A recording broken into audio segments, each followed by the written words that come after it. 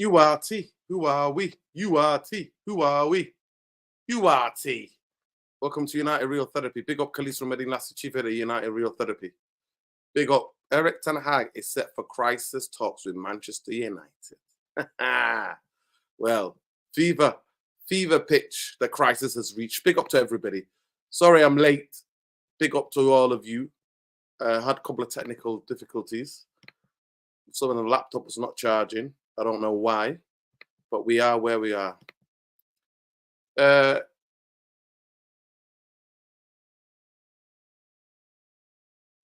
Oh, bro, I don't know what's going on, Jamie Wynn. Let's talk about this, what's going on in this channel. Big up to you, though. Big up now, Natalie. I find Saeed watch-alongs more entertaining than this shit United plays. I have to zone out. Wow. Natalie, sentiment is real and you know it. Facts. Big up, Ben. Smash those likes, subscribe, Free Palestine. Yo, there we go. There we go, people. Listen, hopefully we got a couple of people jumping onto the show tonight. We got a couple of people jumping onto the show, people. So big up to every one of you. Love and like. And yeah, it's very interesting. The game that we watched, I swear to God, it's like watching paint dry. That's what I was watching. I was watching paint dry. I've had more entertainment out of paint dry.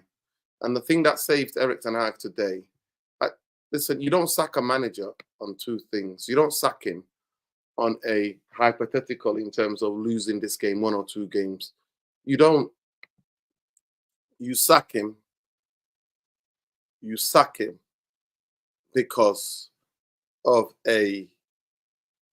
you sack him because he's not good enough. And structurally, there's something going on with the football club. That's why you sack him. Big up, Tom. Big up.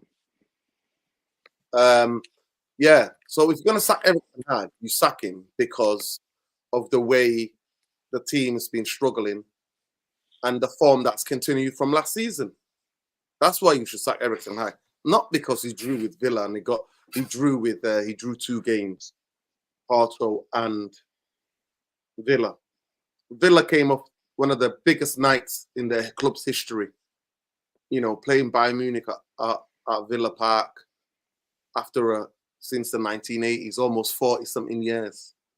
So this idea, people, and they had how many injuries? They had Ramsey out, McGinn out, 4 or 5 players who got injured. People, smash a like on the video, subscribe to the channel.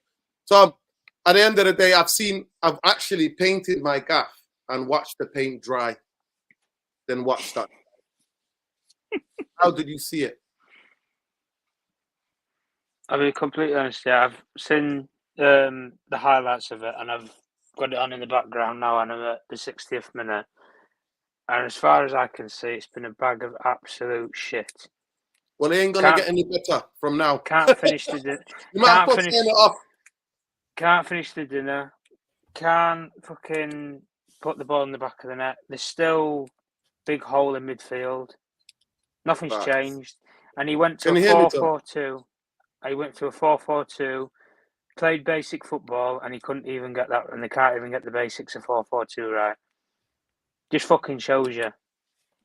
He's got nothing left. I'm sorry. He's got nothing left. And the fact of that our bench costs £300 million of players that he's bought over this time, mate. It's fucking shambolic. It's incredible. It's incredible. Let me just say something quickly. Yeah, go on. I'll tell you what happened now in the second half. So you're watching the second half now, yeah? I'm at 60 minutes. Rashford has a shot before he gets subbed. And Martinez is right down the middle. Martinez just tips it over. Bruno gets a free kick and hits the bar. But I even think Martinez would have saved it if he was going to go in, but hit the bar. And then we had a one counter attack where Bruno is 1-on-1. Garnacho should have passed the ball across, but he couldn't beat the first defender. And it was like 3 against, like 1 or 2 against 3. That's what it was. That's all that happened in the game. And they had the best move of the game. And Diego Dalot turned his back slightly and he hit his back. Luckily hit his back. They absolutely sliced us. They diced us. They combined 5 one-touch passing, and then the ball comes across for the young kid, the winger, to finish it on his left foot, and it hits Diego Dalot's back, and that's what happened. So I've seen that on the highlights. Yeah. Big up, people. Welcome, Jarvis. Welcome, Bombay. Hey. Welcome, Good evening. Lesso. Like I said to you guys, I've literally painted my gaff here, and I've watched the paint dry more than any entertainment. Manchester United, with who we got out in terms of attacking players? Mason Mount. Who else did we have out? I think that's it, out of the attacking players. So Mason Mount was injured. Yeah. Manchester United in 96 minutes of football could not monster like a proper one-on-one chance. We didn't create one chance, not a fucking single chance for Rasmus Højlund. Not a sniff, not even half. We've not scored in the guys. Right? We've not scored in the last 3 Premier League games. Right. It's fucking dreadful. Right, and then Xerxes comes on, and he's playing like somebody who's fucking been sleeping on the bench. I swear to God, he came on the pitch and he was playing like somebody who just woken up. You know when you get waking up sometimes. You know when I was a kid, yeah, my friends. Well, I lived in this place, and my friends would knock on my door sometimes and say, "Already, we're going out. Come on!" And I'll wake up, and then I'll open the window and go, "What the fuck?" I'll throw stones. They used to throw stones at my window, and then I'd be like, "What's going on?" They'd be screaming, "No, they get." And then I'm like, "What's going on?" I don't even know what time it is. I've just woken up, and I'm like, "What's going on?" That's what Xerxes came on and played like. And again, zilch of an opportunity, zilch of a chance. We hoof and puff FC. The only thing that I know is tactically today, even though at times they play through us, that it was interesting that there wasn't that much distance, to be fair, other than when we were on the ball and then he went up the pitch. But Ericsson was the number 6. He occupied that area of positioning today in midfield. But yeah, Johnny Evans comes on and the Manchester United fans are singing, "Johnny Evans is a red," because he's such a fucking dinosaur. Just because he didn't break his leg and trip over himself like an old man on a football pitch. Just because somebody didn't meg him and put it top corner.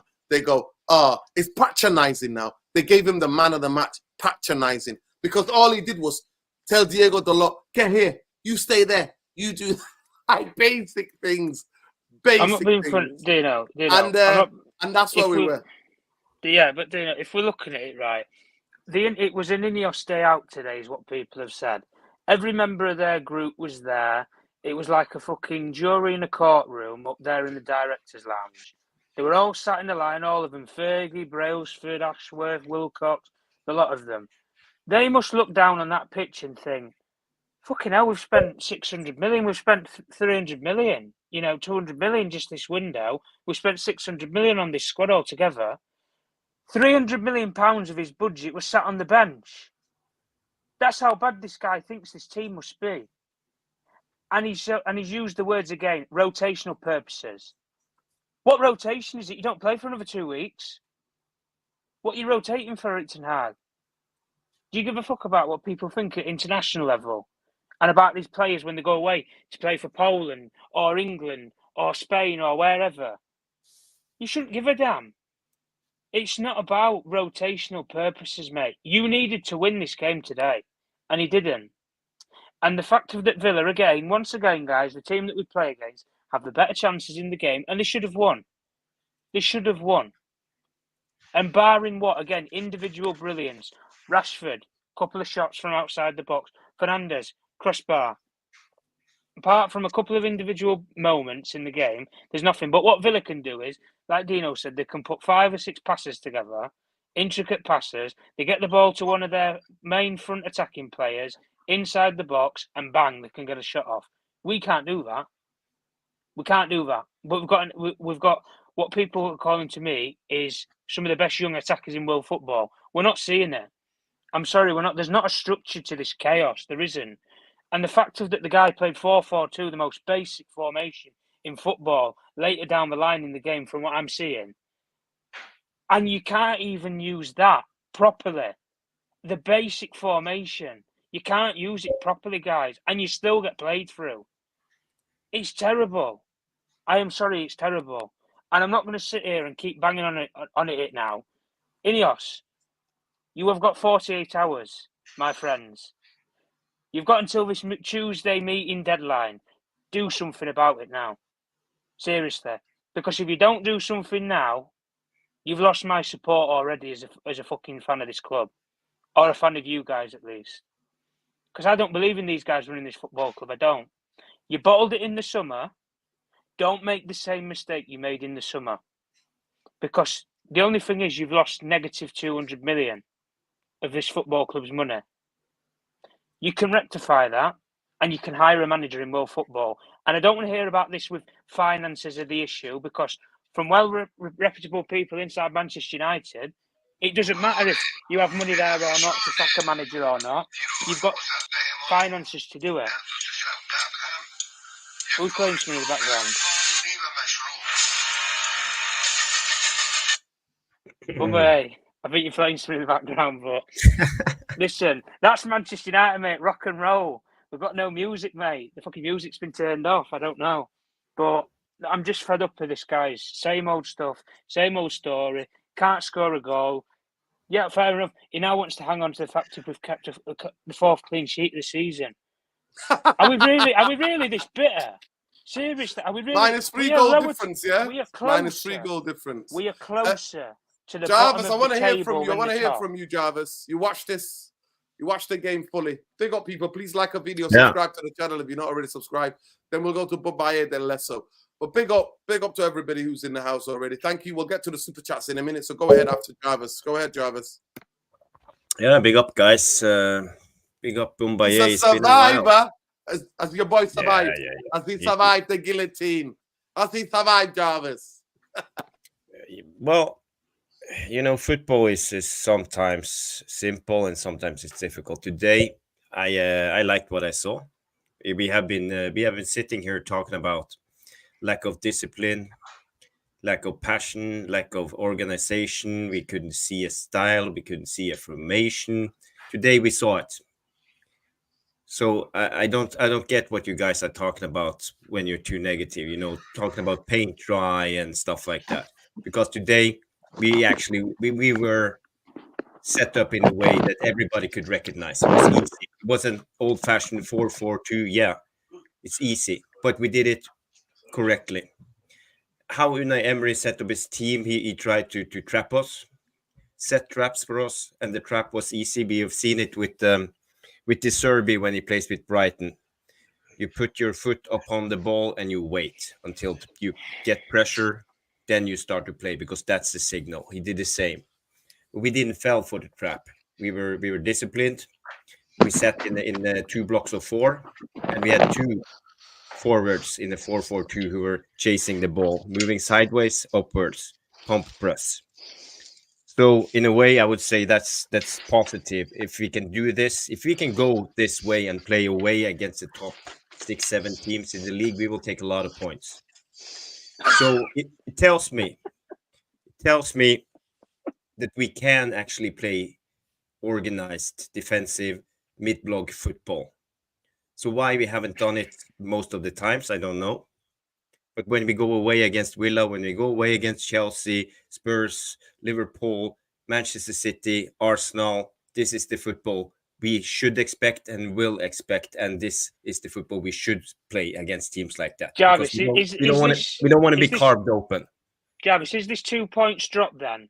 Should we be feeling like we've dropped 2 points today then? Yeah, we could have won it or we could have lost it, you know, but the XG is 0.5 to each team, so it's like almost even.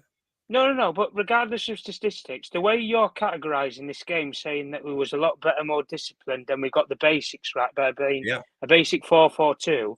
Yeah, you're sounding out the game as if we should have won this game, and it's gone through the grasp, and it's gone completely away from us, and we've dropped 2 points rather than gained a point. No. We didn't drop 2 points. I think a draw was a fair result based on what we saw, and but we got to be real. You know, we have been struggling. We are 14th in the table. We go away against Villa, who just beat Bayern Munich, by the way, 3 days ago. This Villa team is a good team, but we played smart. and we set up a team. You know, everybody was shocked when we saw the lineup: Maguire, Evans. You know, but I think we did well, considering the circumstances. So I'm not doom and gloom today. I'm not, defending Ten Hag and say, okay, this was superb, and yeah, this is going. Let's go forward. Support Ten Hag from now 100%. I'm not saying that, but I'm saying today's performance was a good performance from a footballing point of view. How we set up, how we played, and that's just the way I see it. I'm honest when I see football, and I feel we did well. But we could have done a lot of things differently, but you saw sometimes, because Villa was just waiting. They had one guy, this Rodgers guy.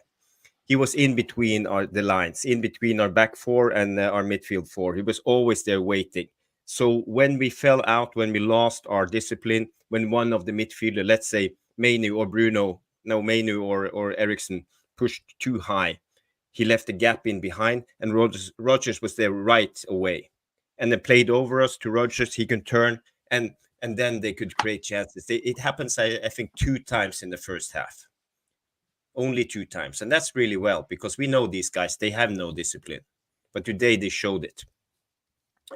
So in a way, I think this was not too bad. Back to Nuruddin.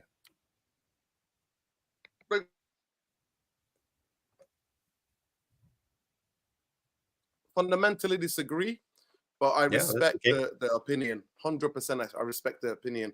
I think, today we looked structurally, I do agree. We looked a little bit more organized, but because he's a manager under fucking pressure, Jarvis. He's a manager under pressure, and the whole of the media has dressed this up. If he loses here, he loses his job. So he goes down like a shit bag. Other than try to win a fucking football game, he goes with those tactics where this is a team who are emotionally, they're not used to playing Champions League. They were playing in a Conference League last season. They're not used to playing, Villa are not used to playing Wednesday, Sunday. They're not used to it in the terms of the emotional capacity. And if you understand anything about Villa and the Villa history, that was a huge game for them. Huge game, 40-something years since they won the beat Bayern Munich in that cup final. And there they are. They beat them emotionally. He tactically sets them up. They chased. I think Bayern Munich had some sort of like 70-something possession, if I'm not mistaken, in the game. And they scored 1 goal and won. They have McGinn. They have Onana. They have Ramsey. Those 3 make massive difference to their team. Huge fundamental. Some of the best players that they've had this season. And then the game starts, and I think in the first 20 minutes, they get one of their best defenders injured, Konsa, if I'm not mistaken. So you look at that and put that into fucking context. Manchester United, I'll repeat for the people. For me, I don't watch Manchester United because they keep fucking clean sheets. I watch Manchester United as a United fan to go and watch to see what we offer in attack. Other than Mason Mount, nobody's injured. He went with the Roadrunners today, and we've got a number 10 who couldn't fucking create shit if life depended on it. So he starts on the pitch, right? So what do? We bolster them up, and we go, okay, we're going to stay like this. We're going to stay in positions and forget to fucking do the most important thing in football. Go on, look to fucking score a goal, at least. And we have 1 free kick, 2 shots from Rashford, and what? That's it. That's all we had. 2 shots from Rashford, 1 free kick. So at the end of the day, I just don't see it.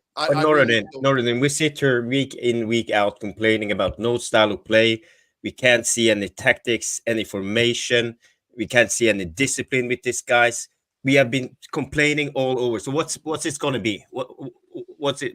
So we waited 3 years for this. When you have a style of play, we can sit here and complain about things, and when we see it, we suddenly are unhappy about everything. What did we create? What's football about, Jarvis? What's football about? Well, it's about basically winning games, but there's so much more. And what do you have to do to do that, Jarvis? What do you do when you do that? Create fucking opportunities. You create chances. So explain to me. No, but it's also about not letting the opposition score. So it's 2 things. It's not only about scoring goals. So every Ten Hag style of football, cannot do one thing. We can't attack anyway because he's shown that the last 2 seasons that he's had, we don't score more than 57 or 58 goals. And now we're gonna celebrate this and go, wow, we seen pattern. What patterns other than that we get into? This is the most basic thing you can do in football. Yeah, but you said yourself we have to get the basics right. This is the basics, and we're doing the basics right. Listen, so we got to start somewhere. And so after 2 years and 3, 2 months not now, 2, 3. Listen, after 2 years and 2 months now into the new season, right? Yeah. After 2 seasons and 2 months into the new season, Manchester United are working on the basics. We were 14th place in the Premier League. We've waited all this time for this. Please, Jarvis, please listen to what I'm saying to you. This should be a fucking given. No, please bring it back because I really want to see it. Yeah. This here should be a given. This is a given. Every football club in this fucking life, you don't even have to have a UEFA fucking license to be able to coach a team to do this. You don't. Mm-hmm. This team, I told you, the only guy we've got injured is Mason Mount. And in the whole 96 minutes, we had 2 shots from Marcus Rashford, 1 free kick from Bruno Fernandes. What else did we have?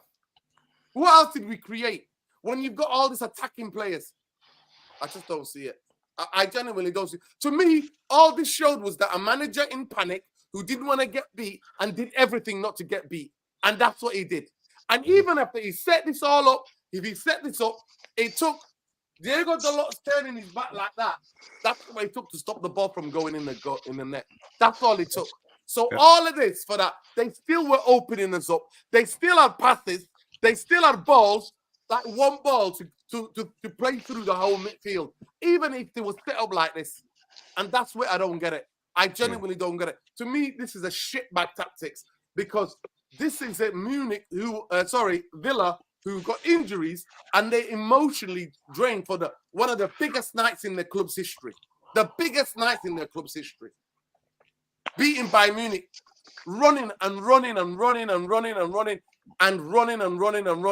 buying their time to score a goal from a substitute against Bayern Munich. So for me, if you think this is what it is, that's not, to me, Erik ten Hag's not getting paid fucking big bucks to coach this.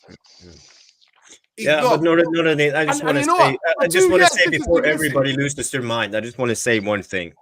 We gotta keep things separated. Now I'm talking about football from a footballing perspective. I'm not discussing Erik ten Hag or if he should stay or if this is a Erik ten Hag masterclass or not. People gotta realize. Now I'm talking strictly football. There's a lot of big managers who goes away against good teams who play disciplined, structured football. And we haven't seen it since Liverpool last season, us doing this. Or maybe FA Cup final against Manchester City.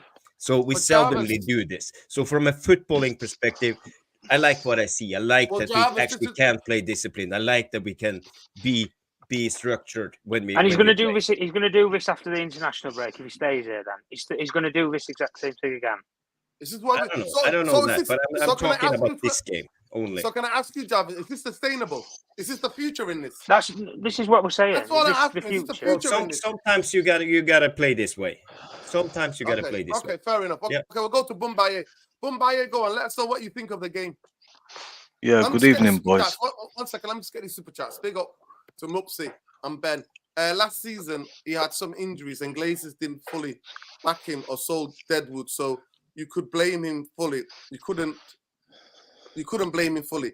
This season, no excuses. We are worse than ever. Ten Hag needs to go. Okay, big up to you, Mupsy. Appreciate the super chat. Ben, didn't watch the game, went to the cinema, watched the Celtic game. I'm glad to say I'm fucking glad. On top of that, the cinema gifted me a free Guinness because they knew I was a United fan. Wow, big up to you. They felt sorry for Ben at the cinema. Wow, my God, they let him give him. Bumbaye coming, big up Ben, big up Mupsy. Appreciate the super chats. Carry on. So I think that exchange that you guys just had is pretty much exactly where the fan base is, but we have to compartmentalize things. There's no point in me coming onto the show to just say this is not good enough and then discuss 600 million, 14th place, 5 goals in 7 games. Everybody knows that already.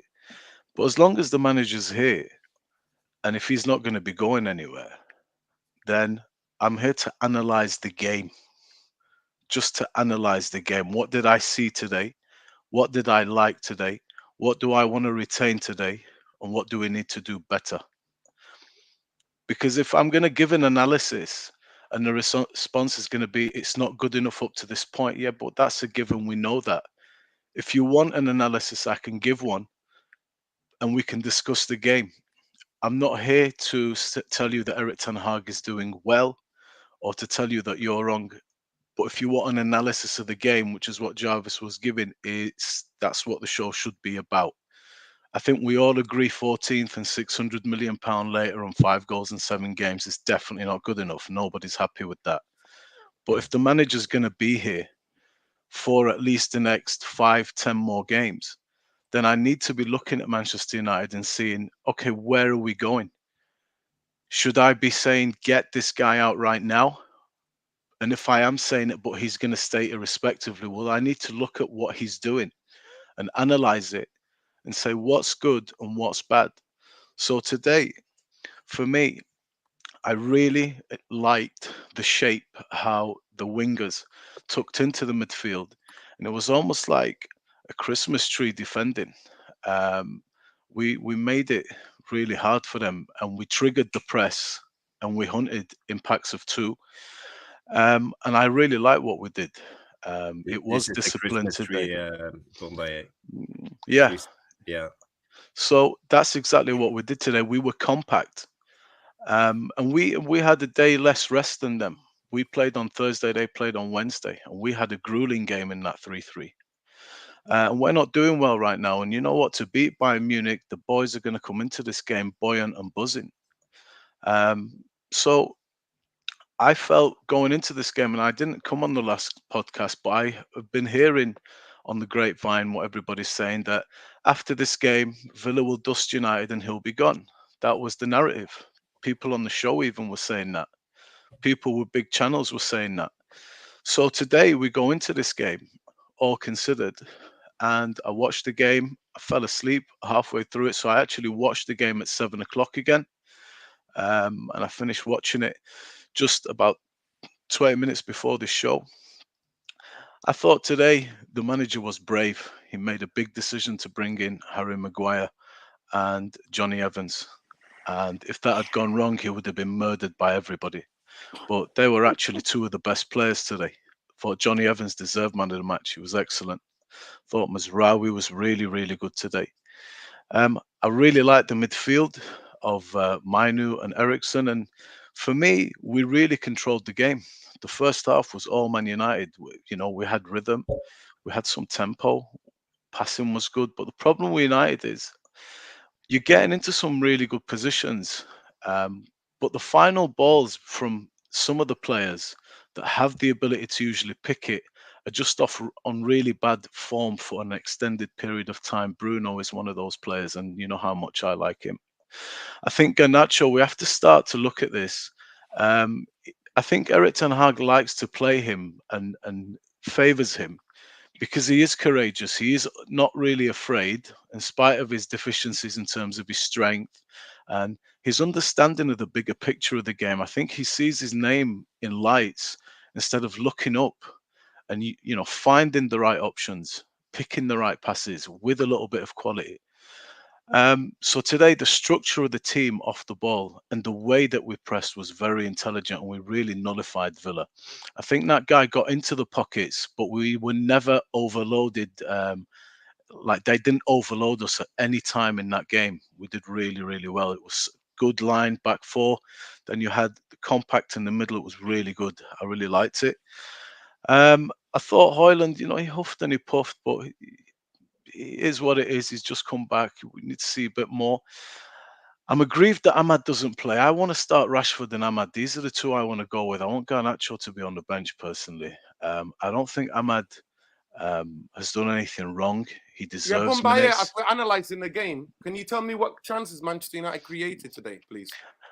It was not very many at all. I thought Rashford had a really good game. I liked his performance. That's what I want Rashford to be doing, to cut in inside. When he cuts inside, and he has a dig, that's the Rashford that I like. Go at the players, man. Today he did. Recently before, he's not even been running at his fullback, but now he is doing it.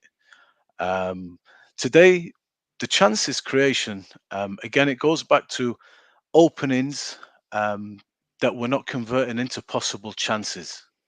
We had a few of those today. Garnacho was a massive one. That should have been the game there, really. It's an easy ball, whether it's over the top. That killed us. That should have been it. And they had a really big chance. So it wasn't a great game from a chance point of view. But I'm looking at Manchester United in terms of the team, the functionality of the team, which has been criticised extensively, rightly so. And today it was much, much improved. I really want to see that compact middle, tuck in. Everybody looked like they knew what they were doing in that. And we were never overloaded. Even in the transitions, there was always men over. It was relatively all right. And, they're a really good side with a very strong squad. So today's a good day from that part. That's a lie. But That's a lie, Bombay. They haven't got a strong squad at all. Far from it. They haven't. They were missing, and I'll repeat again, that their midfield, McGinn, their captain. Well, Ramsey, Onana's not. Listen, Onana and Ramsey, Onana, those three are the players that play. What I'm saying to you let me finish. No, let me finish. So you can come back at me. Those three are their three players who have been incredible for them this season.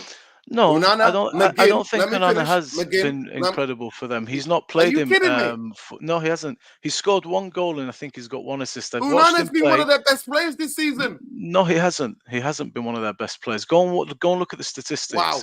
Onana Okay. gets taken off. A lot of games he's substituted as well. He's still finding his feet in this team. But when I say they've got a strong squad, this isn't a team. That's a lie, That's a lie. He's been one of the best signings. Listen, Villa fans are on my DMs telling me he's one of their best signings. And that they signed him instead of United signing him. What are you on about? Well, look, if you have a look at it. Listen to me. Ramsey, every time I watch Let's not shout at each other. McGinn, no, because you're waffling. McGinn, every game, possibly he could have started. Onana started. Yes, he might get taken off because he likes to fresh things up. Unai Emery is a manager that makes substitutions. He changes things. He's not a guy who's like Eric Ten Hag, just makes his team worse. So if Onana's done a job for 60 minutes or 70 I think you're just making throwaway comments and statements now. Listen, Ramsey is back in the team. He's either coming on or starting games. McGinn is their captain. And then they had Conso, one of their best defenders, injured in the game after 20-something minutes. So let's not paint this. Look. That they've got some incredible. Couple of the lads that came on and played, I've never even heard of them. And the guy who's playing, let me finish. The guy who's playing, the Jamaican guy, he's carrying an injury. And the manager came out on Wednesday night and said so. I watched the Bayern Munich game, and after the game, he came out and said, you know what? He's got a problem. He's had a problem all season. But he put himself, said, I'm ready. I want to get on that pitch to help the team. Okay. Leon Bailey. So please take me all this. Okay, look. No, hang on a minute. You're a revision historian. Well, let me at least respond. Manchester United beat a team that had 30-something per possession at home against Bayern Munich, who were running, and players who got injured. And some of the players got injured in that game. Let me at least respond to you. Onana this season has been fit for the entirety of the season, and he's only finished 90 minutes twice. In this whole season, he scored 2 goals. What I'm saying when you say they've got a squad, this is a team that boasts a very tidy set of players. All in all, there's good cover there. They can compete in 2 competitions. This is what I mean when I talk to you about Aston Villa. This isn't the Villa that we're used to seeing. You don't finish a season in the Champions League position by mistake. I mean, if you look at the defense here, you've got Digne, Konsa, Pau, Cash, Diego, Carlos, Matson. So Mings has got to come back here. Then you go into the midfield, man. They're spoiled for choice. Then they're all really good players. Rodgers, Onana, Tielemans, Bailey, Ramsey, Barkley, McGinn, Jadon. Buendia's not even there. Kamara. That's all very strong players there. All of them. They're good side. And now you've got Durant and Watkins up front. So this The is what I mean majority of about those the guys that you squad. talked about are not fit, Mumbai. The majority. The 3 guys that have been playing have been Ramsey, Unana, McGinn. They're the 3 of the best players for them this season. Those 3 players, especially in midfield, have been, and Rodgers. Rodgers has been one of their best players as well. And obviously Durant coming on, right?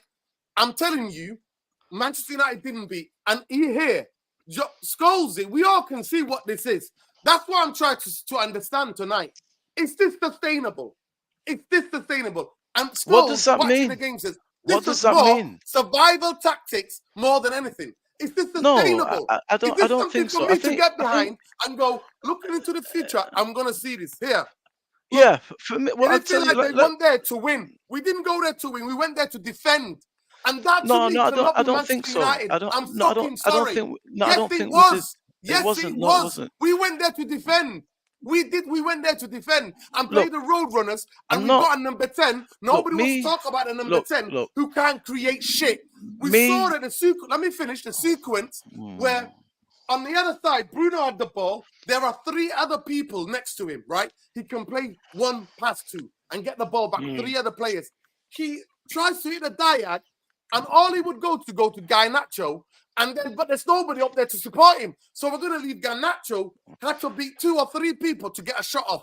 Like, it's maddening, this football. You guys are fucking making it out where someone like fucking Southampton. Guys. I can't believe what you're making it out. Guys. If you watch that game, if you watch that game today, if you want to focus on it, forget Eric tonight. If you want to focus on that game, we went there like a relegation fucking fodder. Played for a fucking draw. That's what we did. Let's analyze the game. Let's be real. I told you, 2 shots from Rashford, both of them comfortable saves for fucking keeper on Martinez. Then a free kick that hit the bar. That was it. That was it. And 1 counter-attack where Garnacho should have played the ball. Bruno might have had a 1-on-1. In 96 minutes of football, that is dog shite. That is shit. The thing is, when I'm watching the game, what I'm saying, I stand by, because that's something that I've not been seeing even against lesser teams like Southampton, let's say, or Fulham. So to me, what I saw today, I want it to be sustained. I want you to incorporate that into the way that we play. I want to be compact. I want you to be organized at the back, and every time we lose the ball, it's not an overload of their offense and wear a man down in defense. And today we did exactly that. And we had our opportunities.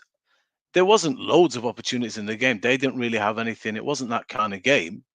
But we did try and win the game, but we just didn't do it very well. We don't score very much goals. And when we get our chances, unfortunately, Eric Ten Hag does get these players into the positions that you want them to be in, where they are 1-on-1 with their defender, where we have 3-on-2s or 4-on-3s. Look back at the games. It's there a lot of times.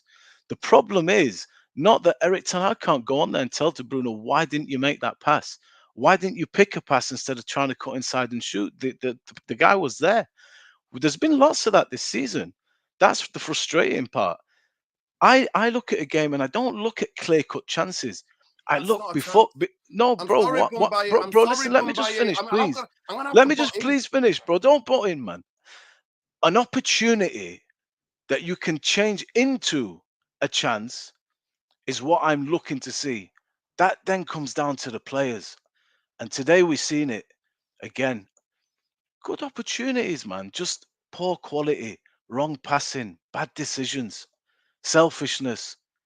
You got to get better than that. The top teams with the top players, they take those openings and then goals change games. So this is something the players have to look at themselves a little bit too. Me giving you a positive analysis and telling you these are the things that we did well and that I like, that are sustainable, that we need to incorporate going forward and build on, is not me telling you all of a sudden the manager is wonderful, because I already gave you the disclaimer at the beginning before I started talking that the holistic picture of this is very, very poor reading, and we all agree on that. But from an analysis of this game, I thought today that was what we did really well, and I want to hold on to that. Listen, I'm glad you and Jarvis want to hold on to those things. I'll say to you now, Manchester United in the first half had one shot on fucking target. It doesn't mean we didn't control the game and did good things. No, that's what I want to see. We didn't control shit. We controlled the game. No, we didn't control shit. We did. We didn't. Bombaya, you finished. I didn't put you in. Don't interrupt. You bloody did. Listen, I'm gonna state what I'm gonna state. Manchester United went away to Villa, and you're making it out like the chances that we created. Yeah, they didn't go away to Luton. Manchester United. Eric Ten Hag, the way he's talking, Rashford had a chance. What chance? He got inside and had a shot from 25 yards out. That's not a fucking chance. I'm not talking about just chances. Listen, the best chance in the game, Bumba. Who had the best chance in the game? Playing well, to me, is not about how many clear-cut chances you created. Can somebody please answer me? Who had the best chance in the game? They did, just before we had the Bruno opening. And what kind of football did they play to open us up? I don't know. They played one-touch football, maneuvered us from one area, overloaded on a back post. We did that today. We played some really nice one-touch football. Really nice one-touch football. Where?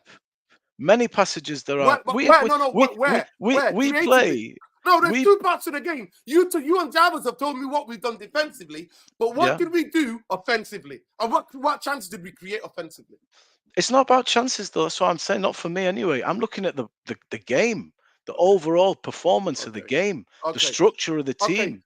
All of a sudden, you guys want to analyze the game, but then when we point out how shit we were up front, you don't want to talk about the chance we created and who the best chance in the game fell to.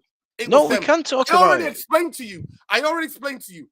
These players have never played Champions League on the midweek and then a big game on a Sunday. They've never done that. Manchester United go to Villa, like I said to you, with the injuries they had, especially in midfield, right? With a makeshift midfield. You keep moving the goalposts. That's the problem. No, I'm not moving the goalposts. It's the actual fact. It's the actual fact. So if you want to analyze the game, get sacked, he's going to get sacked. No, it's not about him getting sacked. It's not. To me, I want to ask the question, and I go to Lesso. Is this sustainable? Is playing Johnny Evans and Harry Maguire at the back sustainable? Is Eriksen as a number 6 sustainable? These are loaded questions, though. To me, that's what I want to look at. When I look at certain things, I think these are the sustainable things for me to look forward to. If the manager showed us something, right? Because he showed me in the last 4 games or 5 games of the season that he can play compact football. He did show me that. And then he went back to fucking basketball football. So I want to ask you the question. Analyze the game for us, but just answer me the question. Is there some future, something to look forward to with the players who are on the pitch today? Is there something to look forward to? Is there something you saw today that's sustainable? That's the question. That's the simple question. Tom, am I asking something that's different? Or I think you are. I'd like to rephrase your question to Lesso. Are we wrong in what we identified today that was good about this performance? There was bad about it. We get that. There is still a lack of penetration up front, a lack of quality, a lack of taking opportunities, converting them into chances, a lack of goals. We concede that. The table doesn't lie. Everybody concedes that. But are we wrong, Lesso, in what we are identifying that are things that are actually that was good today? You need to keep doing that and build on it and start scoring the goals. That's what I'm saying. Let's analyze the game and then let him, if you like, make his own question up regarding whether he thinks it's something to look forward to or not. Go ahead, Lesso. All right. No, big up to the panel. I've heard both sides of the obviously of the opinions, and I'm gonna try and give a very balanced view of what I saw.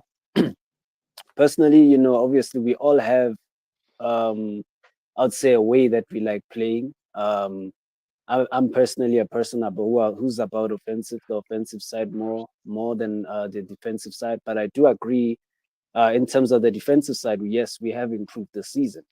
And I think it's mainly obviously on the recruitment. We have improved in terms of we improved our players in the defensive lines. So that was obviously somewhat going to contribute to us, obviously improving at the back. Have we improved going forward? No. It's disastrous. It's not it's something that obviously needs to be worked on. It needs to be coached. It's clearly not being coached, because if you're not scoring goals, then there's something clearly fundamentally wrong. I mean, where we are, I mean, I think besides us, I think only Southampton have lower goals than us. Have scored lower goals than us. That's damning. You know, a club of our size, where we only above one team in the entire league that we've scored more goals than. You know, that just shows that the attack is non-existent at this point, and there's no amount of coaching that's been done to surface that. Do we have the quality of players to be scoring more goals? Yes. So I think it's more or less the utilization in the final third. We're just not picking a balanced midfield as well.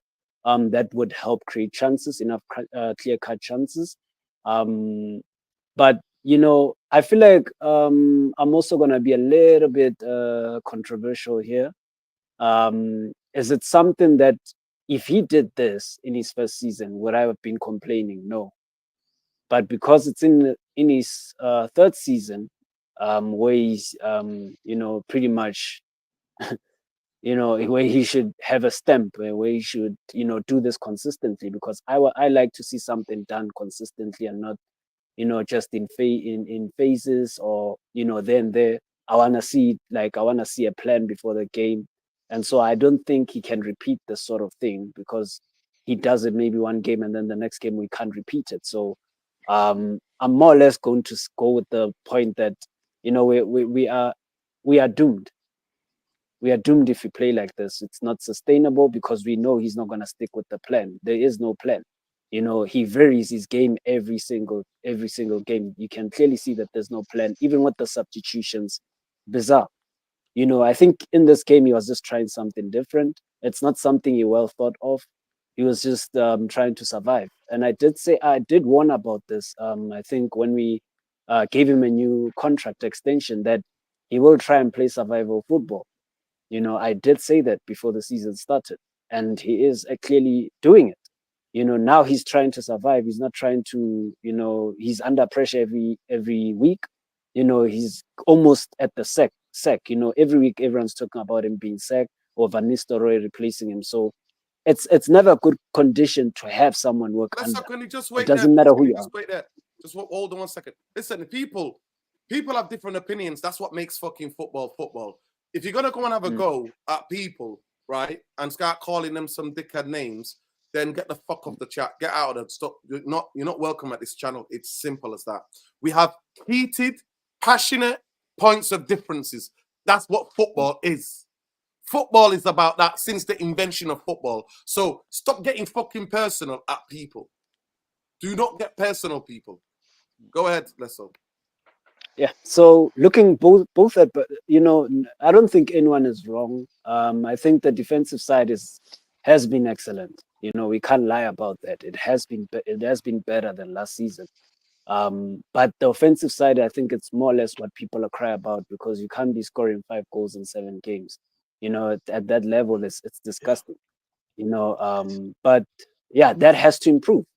But unfortunately, you know, it doesn't look like it's improving, because every season we don't score enough goals. So I think we've neglected the whole midfield situation and the attacking situation. It hasn't improved, you know. So it's just sad, but I do see their point. I do see everyone's point in terms of the defensive side of the game. It has improved if you look at it, you know. So yeah. Tom, you want to come in? I didn't see anything. Manchester United has spent under Eric Ten Hag, like I said, no other manager has been backed. No other manager has been given the players. No other manager has been players being got rid of. So for me, in year 3, at the beginning of year 3, I'm seeing like that I'm supposed to be happy about 0-0 fucking draw at fucking Villa. It's shocking to me. Not even that. If today, let's just say for now, today, Martinez was man of the match and he made 4 or 5, 6 saves, yeah?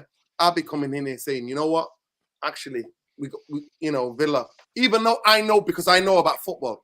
I know about football that emotionally, when the biggest game of their in the history of their football club in recent years was on Wednesday, that to get up mentally and emotionally for another game in the Premier League is different when you've got injuries. So we know that context already. Go and watch Saeed. I was at Saeed's and we were talking, and I said, yeah, Villa, it's always going to be emotional dip afterwards when you go on a high. Because, like I said, the guys who won them the European Cup in 1982 were all in the stadium. The guy, actually, one of the guys who died, they were singing his name. It was a very emotional night. Yeah. And the players, that's what the work that Unai Emery's been doing culminated in that night, in that specific game, to beat Bayern Munich the way they did. So this idea that we're going away to some incredibly on fire team and all this, I just don't get it. And when I watched the game today, I just seen Manchester United trying not to concede and a manager playing survival football. And when it was Jose, every fan will be like, yeah, it's the same. But when it's Ten Hag, the most back fucking coach, all of a sudden, well, he actually played. Like, no, it's not sustainable because we already know what he's going to go back to. He's going to go back to open spaces FC. And still, even in this game today, you saw it, one pass from Pau Torre, they were playing through, they were missing 3 or 4 players, and the ball was going through. But nobody wants to talk about Bruno Fernandes creating zilt again. No creativity. And the fact that you got roadrunners that you haven't coached at all. That's what we want to talk about. We're going to analyze the game, is that Rasmus Højlund and Xerxes, so-called strikers, had 0 shots in the game. There's not even a shot. And it took us till the closing of the first half to have shot on target. Yeah. Yeah, look, all I'm going to say on this is a game plan formation. It's not a style of play, because a style of play, you would see this happen consistently week in, week out.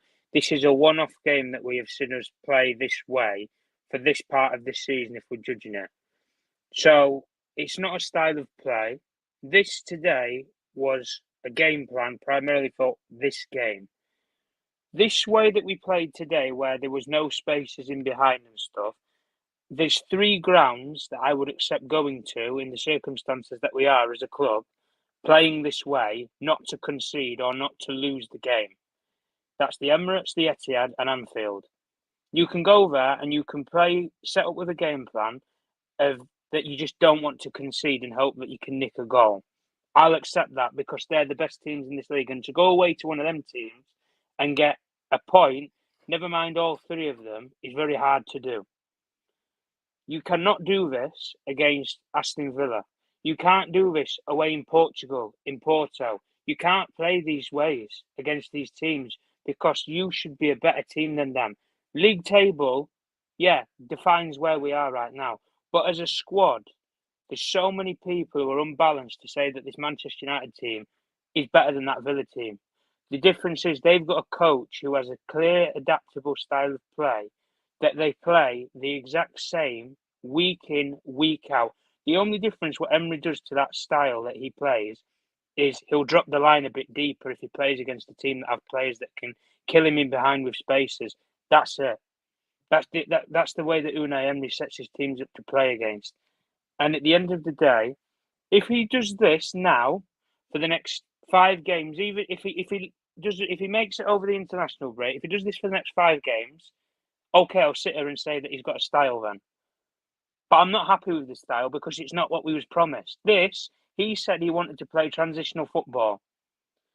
This today is not transitional football. So if this is the style of play that we've all waited for 2 or 3 seasons, I've wasted another 2 years of my life waiting for something that's not come again. All he said to me, he was going to play this brilliant football at the end of year 3. I wasted 3 years on all it. I've wasted another 3 years on Ten Hag. I've wasted 6 years of my life waiting for good football, guys. It's criminal. I'm sorry, it is. And if we want to talk about the basics of the game, when you play a 4-4-2 and you get a 0-0 draw away at Etihad, away at Anfield, away at the Emirates, that's a decent day out for us, guys. When we play one of our rival teams, Villa are our rival. Villa's not been our rival for like 60 years, if you want to go back to history. Villa ain't been our rival for ages, lads. And the fact of that people want to say to me that it's brilliant that we got a 0-0 draw against this team that's supposedly going to rip us apart. Shoulda, coulda, woulda. If they didn't play Bayern Munich in that midweek and have such a high, guys, do you really think that they would have played the way that they did today? They wouldn't have. I promise you, they would not have. They weren't in any sort of European football. They had the same squad, the same manager, the same style. Wouldn't have been the game that we just seen today. Wouldn't have. But the fact of that people want to use this, that we use this low block, mid block, whatever you want to call it, right? We played this way about 7 years ago under a guy called Jose Mourinho, and we was the masters of the 0-0 draw, and we got fuck all out of it. We've got to 6 games in a season, well, 7 after today, and the fact of that a 0-0 draw after 7 games is not good enough for us as a football club is terrible. We have got to 7 games. We're 14th in the league. I'm sorry, drawing is not acceptable anymore. We have to win. Forget this. Oh, we'll take a draw here. We'll take a draw there. Have we forgot our standards of a football club? Seriously. Have we forgot the standards of how our club is? We don't sit back against teams, guys, and let teams come on to us. We're Man United. We're better than that. I don't care if history's not on our side. Let's create a future then going forward. But I'm sorry, this guy, as much as what people want to use is that he's had this £600 million backing, forget the money for 1 second. The guy has had so much backing, irrespective of finances, at this football club. He's been backed on player decisions with Ronaldo. He's been backed on player decision with Sancho. He's been backed on structural changes internally at the football club where they were on about getting rid of him in the summer. They backed his plan. They backed his vision. They bought him new players. They bought him players, guys, the same policy that he was using before Ineos even came in. Players that he knows of from the Dutch league. They gave him everything. 2 new coaches, which he supposedly selected. I don't know about the Ruud van Nistelrooy one, but René Hack's one of his guys from Go Ahead Eagles. He worked with him years ago. So the fact of that they've given him as much backing behind the scenes as they have actually putting their money where their mouth is financially, guys, that's what hurts me more. Man United will always spend money regardless of who the manager is. But I just look at this and I just feel like I've wasted my time. If this is what I've sat here for 3 years with this guy waiting for, he has hoodwinked everybody. He did not come to this football club and say that this, if people want to sit on this panel now and say to me that this is the way we're going to play week in, week out now, I'm sorry, you've been hoodwinked. And you need to lift your eyelids up and stop falling asleep because you're under hypnosis.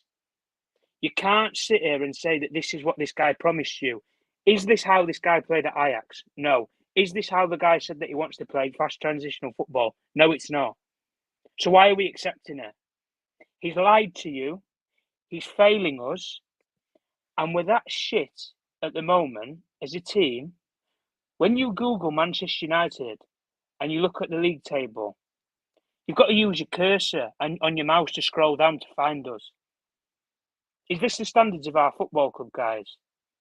If we was in 6th, 7th, I'll accept a 0-0 draw at Villa. We are closer to the bottom than the top. It's terrible. And it has to end and it has to stop now. Save the season before the season goes away from you.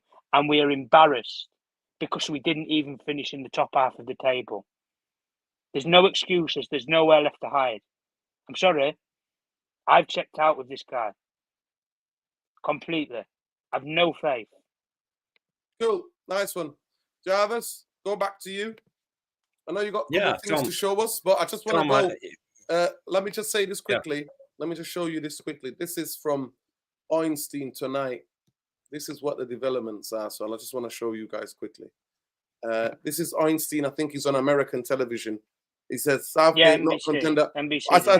I said Southgate. For me, Southgate, when he was the England manager, might have been a threat, but not now. They're not stupid enough to understand that nobody is going to get booed in his fucking first game at United. So in terms of what's going on, Southgate is not. Inzaghi's, yeah, we said that he doesn't even speak English. Idea United can't afford to sack Ten Hag is not true. Okay, so we got that. And this is Bruno Fernandes's stats for the game today.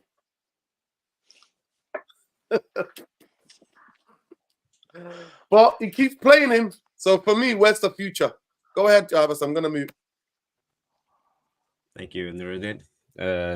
Tom, we talk about, we always go back to Ten Hag and standards. Today, we say this is not good enough. The standards are not good enough. We are Man United. And then you go, we are 14th in the league, blah, blah, blah. Do you think Unai Emery is happy playing 0-0 against Man United at home? They just beat Bayern Munich. They are chasing for top 4.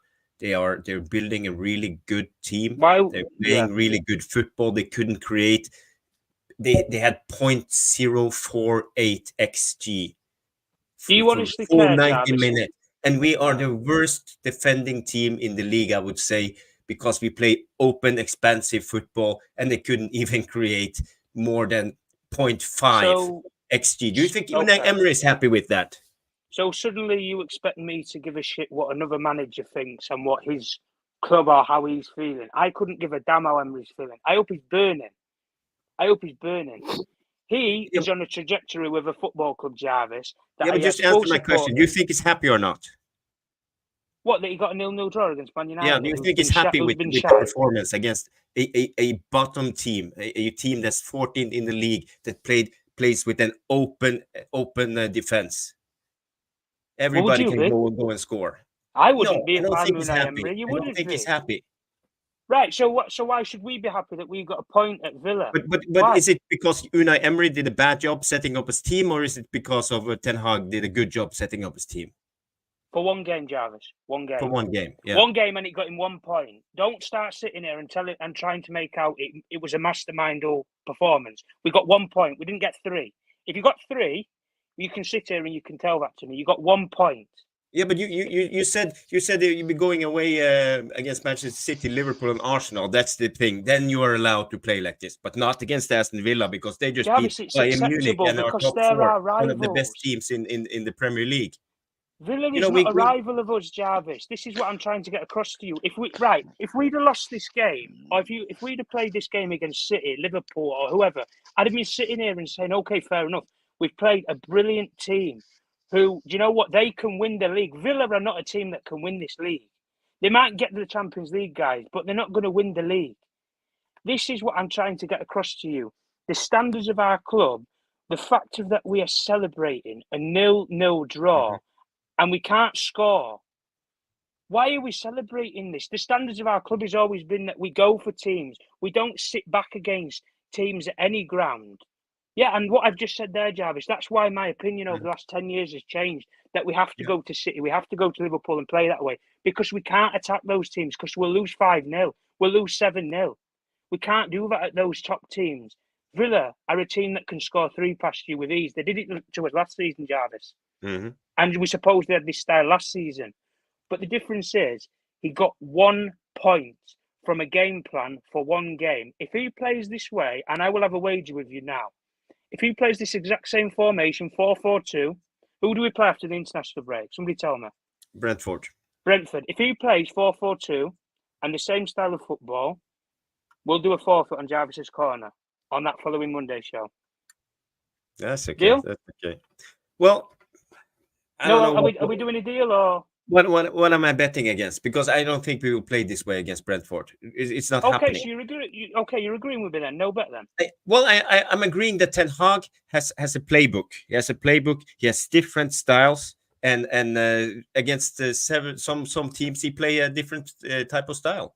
You don't try to play out from the back in the same way. You don't try to play as expansive. You don't put in on the 3-1-6 and open up the big gap in the midfield or on the sides behind the wingers. We didn't see it today. We closed shop. But if you take the context away from teams, Jarvis, if we go man for man, forget form for a second, squad for squad, man for man, we have a squad that should beat Villa. And Villa fans can make the argument that they have key players in that squad that can kill us on their day. But the fact of that we're going there, and everybody on this stream, regardless of what people think, nobody said that we were going to Villa Park and winning. Very few out of the minority, I'd probably say about 5% of Manchester United fans worldwide, would have had it in their heart where they would have believed that we might have got a draw there today. It was wishful thinking, very wishful thinking. And the fact of that, okay, you set up in a 4-4-2 defensive structure, that's fine, Jarvis. You can do that in a one-off game. But when we go and return back to Brentford in 2 weeks' time, that plan he is not going to use it. He won't probably use it until he comes up against a similar style team to Villa that have players on their day that can rip you apart. So when he doesn't get, say, 9 points out of the next 4 games, when we return after the international break, what are we all going to sit here saying again when we're still 11th? We're still 14th. We might even be lower in the league table with other teams are playing around us. I can't sit here, Jarvis, regardless and back regardless if you get a new manager or not. No, but if you get a new manager, Jarvis, they might actually buy these players on board. A lot of these players, Jarvis, his players that he's brought in, he put them on the bench today. These are his guys from another club. These are guys that they have some sort of allegiance to him, and he has an allegiance to them. That's why he brought them here, because he believes but should he play players because of allegiance? Shouldn't he play players based on form? Always. Okay, but if we talk about form, Johnny Evans, name me a game that he started this season. Johnny Evans was man of the match today. He was brilliant. Yeah, but if we talk about form, we didn't know how Johnny Evans was going to play today until we put him on that pitch. So we can't base it on form. Maguire, he scored 1 goal this season. The manager knows because he sees them in training every day. Okay, so he spent, let's say, nearly over £150 million in 3 years of being here on 3 defenders that he knows in Mazraoui, De Ligt and Martinez. And now all of a sudden, because he sees them in training, he's going to make the assessment of that none of them, out of the 2 centre-backs, forget Mazraoui a second, out of the 2 centre-backs, are not good enough to start at Villa Park.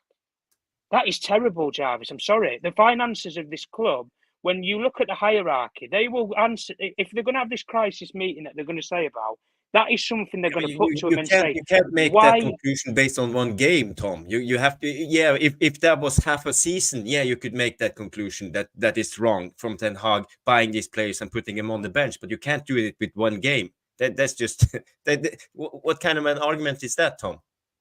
What do you mean? What kind of argument is it? He spent this much money on these players, Jarvis, which are supposed to improve us. For 1 game, because for 1 game you play the players who are in form. They are supposed to improve us, Jarvis. Or who's fit, or who has the best fitness at the moment. We had the game against Benfica. He's not bought these players, Jarvis, to sit on the bench. He's not. He's brought these players to start. And the fact of that in a game where his job's on the line, he's reverted back to players who he had to use last season in Maguire and Evans, because he had nobody else, because the squad was wiped out with injuries, because they bought him a little bit of time, or they might have had a good game here or there, Jarvis. He knows he can rely upon them. That's the difference.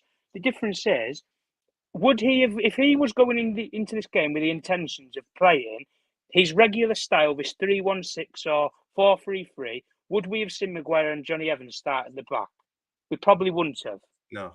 No, we wouldn't have, and that's what I'm saying. So when we play Brentford in the international after the international break, will we see probably the same squad that we saw play today? We won't.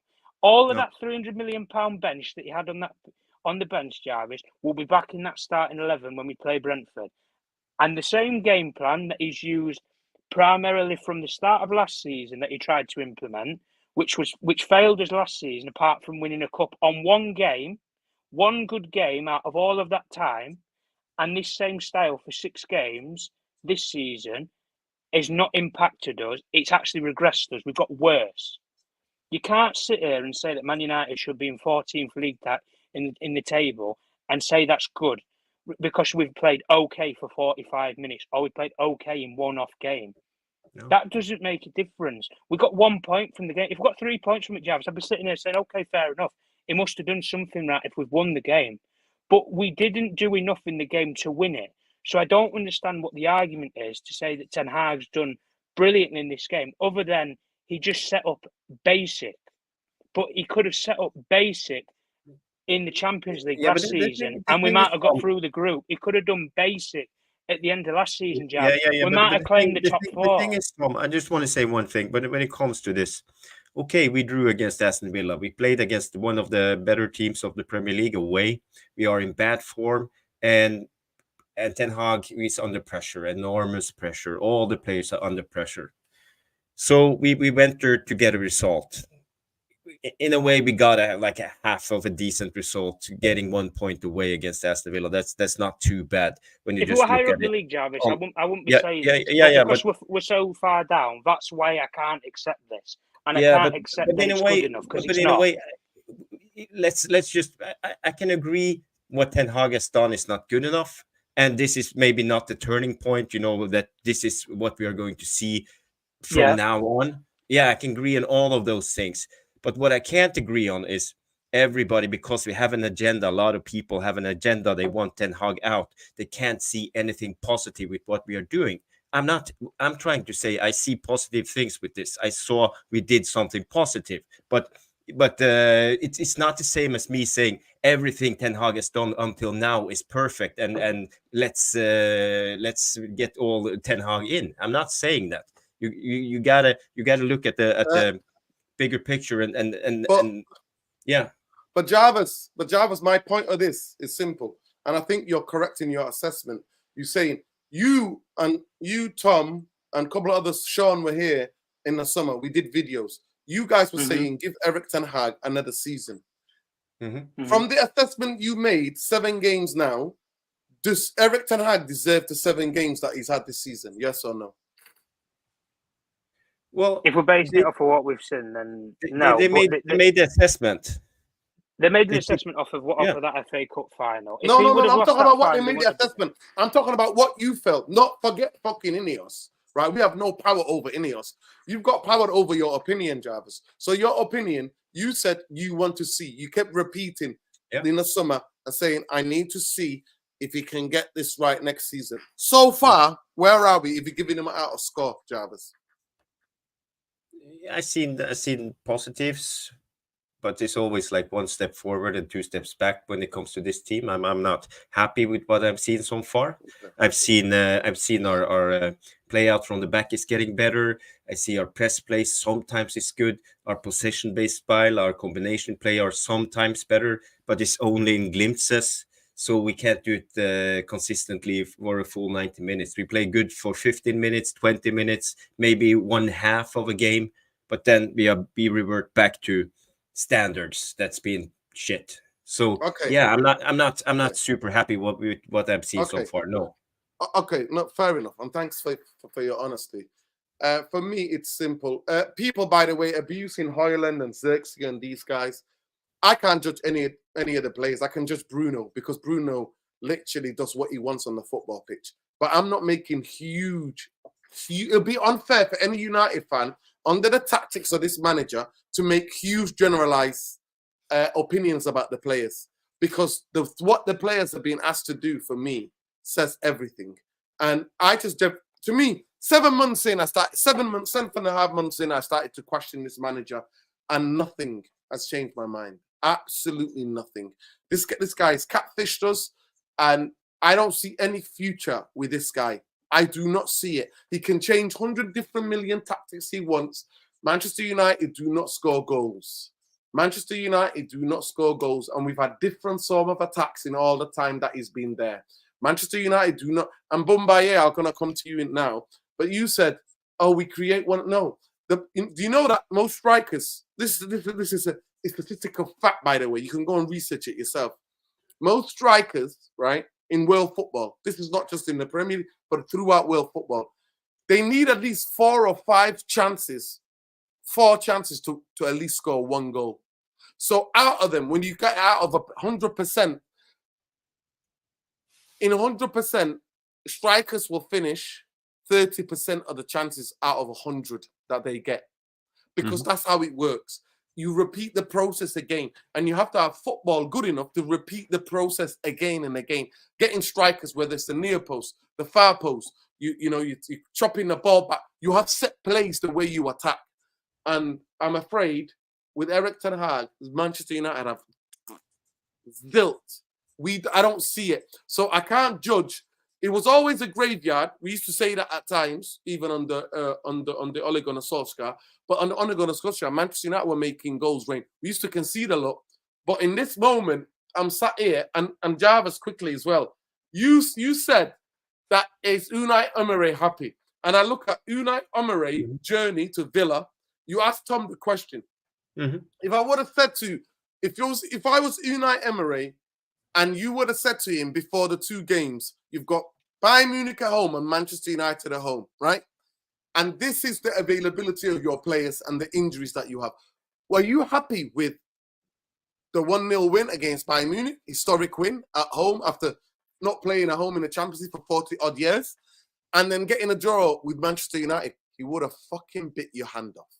He would, because he understands this team that he's got at Villa, he is on his way. He's building the right way. First season came, saved them. They were low down and he came in mid-season. Actually, he came in the first game. It was last season.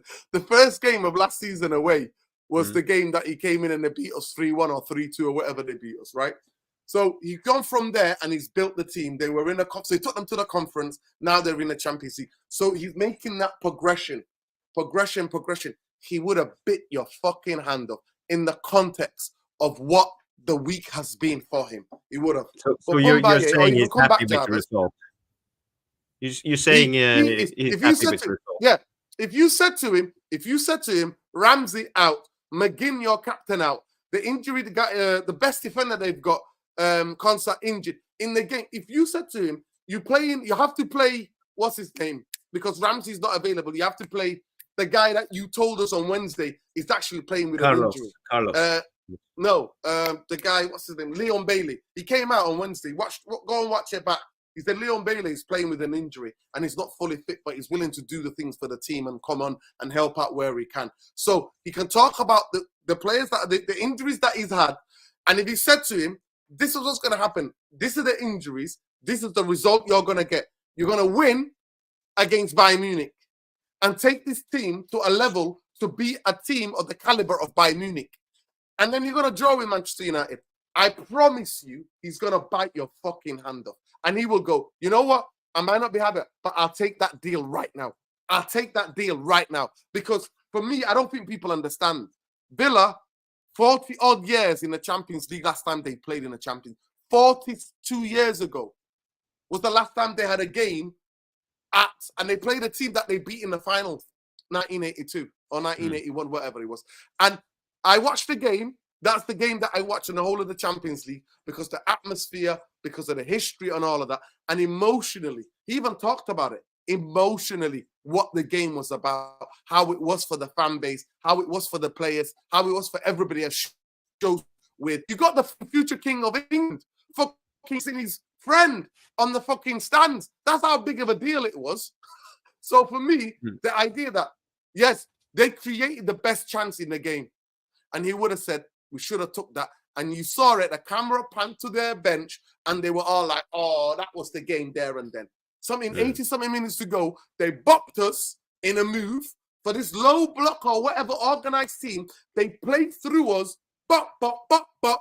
switched the game with the overlap on the right-hand side, and the kid took the shot, and Diego Dalot did not have a fucking clue where that ball was going. He just turned his back, and luckily for us, it hit his back and deflected away. That was the chance of the game. That was the best created chance of the game. And if you would have said to him, would you take that? He would have been, yeah, I'll take it.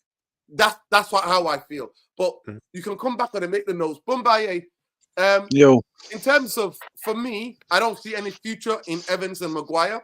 I don't see any future in Eriksen as a number 6. And I don't see any future in this game because, like Tom said, majority of the new signings, all of them held bench. So he might survive now.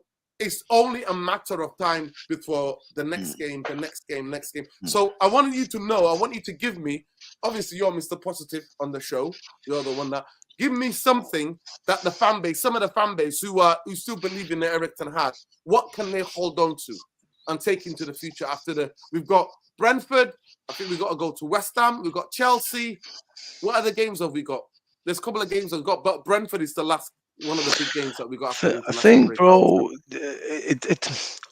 well, this is the question, you see. I think there's a bit of a communication breakdown. When we look at Erik ten Hag, if you ask me, Bumbaye, you wanted to see what Eric could do with a couple of new players and the ones that were injured fit.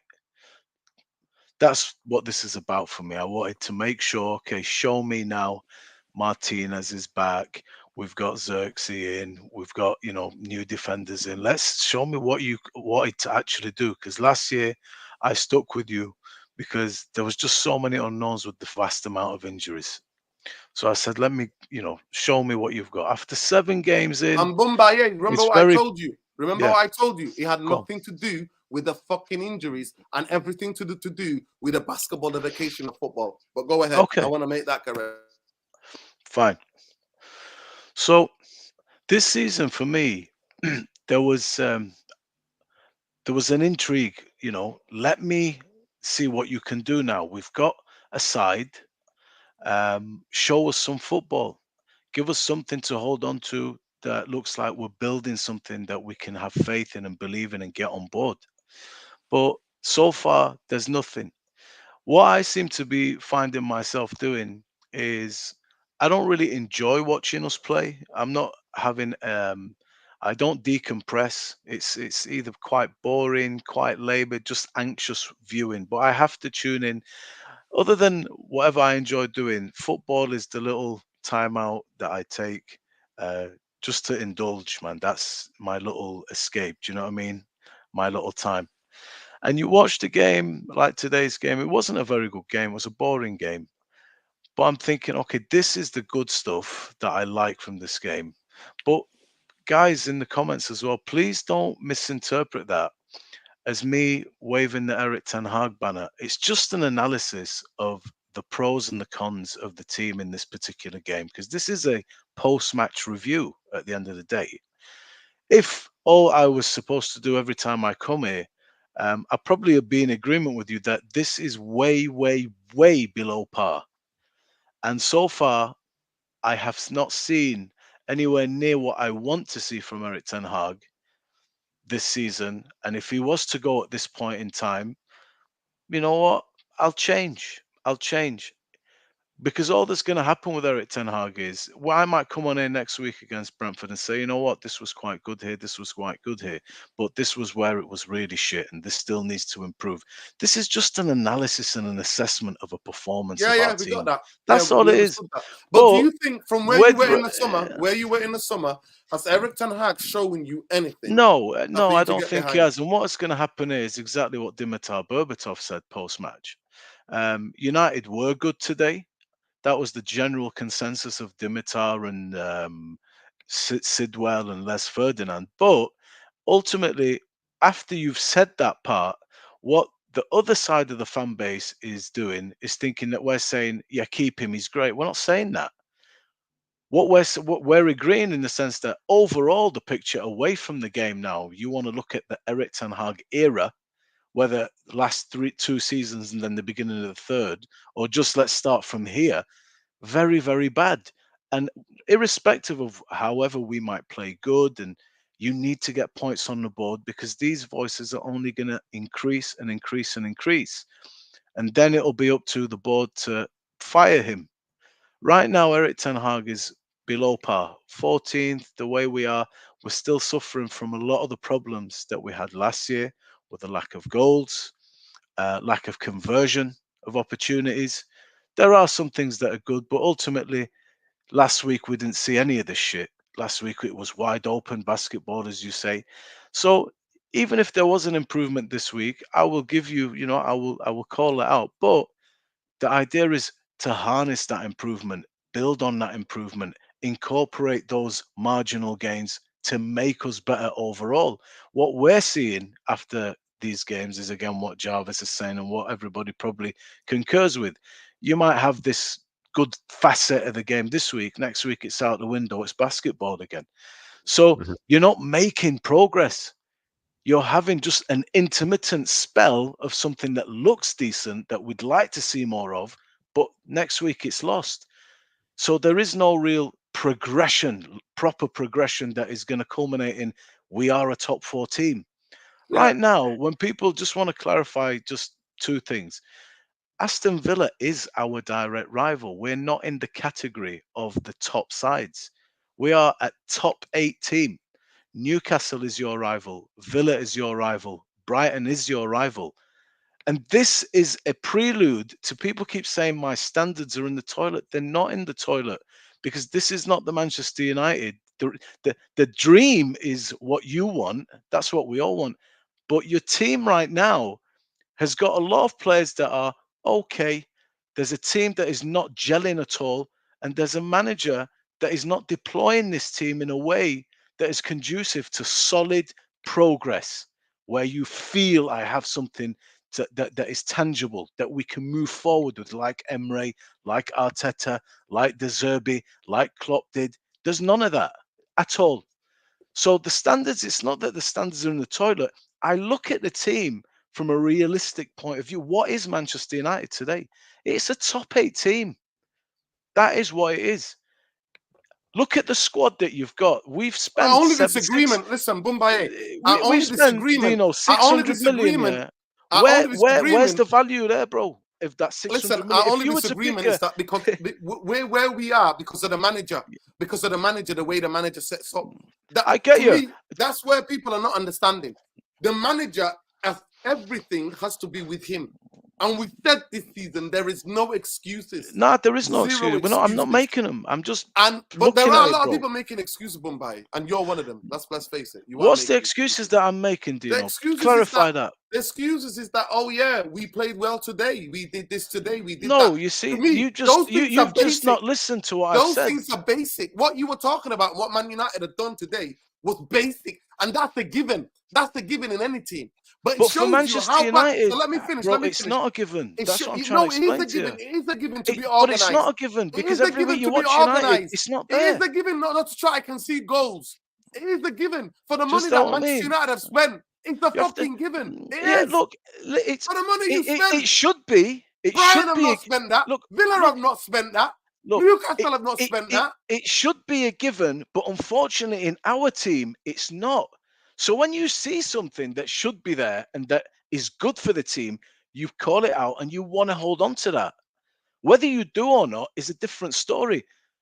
But Manchester United is where it is. And if this manager, like I said again at the beginning of the show, everybody in the comments, you guys here on the panel, it's not up to me when this manager goes. He could conceivably be here for the whole season. I don't know.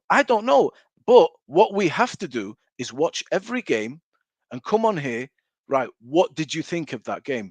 Otherwise, this show is going to be pretty short and sweet. Is this good enough? No, it's not. Why not? Because he spent 600 million. We've got no style of play. We're 14th. We can't score goals. We can't defend. It's basketball, football. Right, I'll see you on the next one. Take care. That'll be your show. And we'll all just say the same thing. Very simple. So everybody in the comments, calm down. Nobody's telling you this is great. But there is context here. There's context, man. The standards are in the toilet. Do you know what I mean? They organized the midfield today, and like I said, when everything is context and you give context, people just want to dismiss it. Villa have not played an emotional game like they did on Wednesday night for 40 fucking odd years. And people want to just get past that and not understand the context that is in. Playing against Bayern Munich. Bayern Munich has 70% possession. Just be clear. Nobody's saying they ran. At the end of the day, great.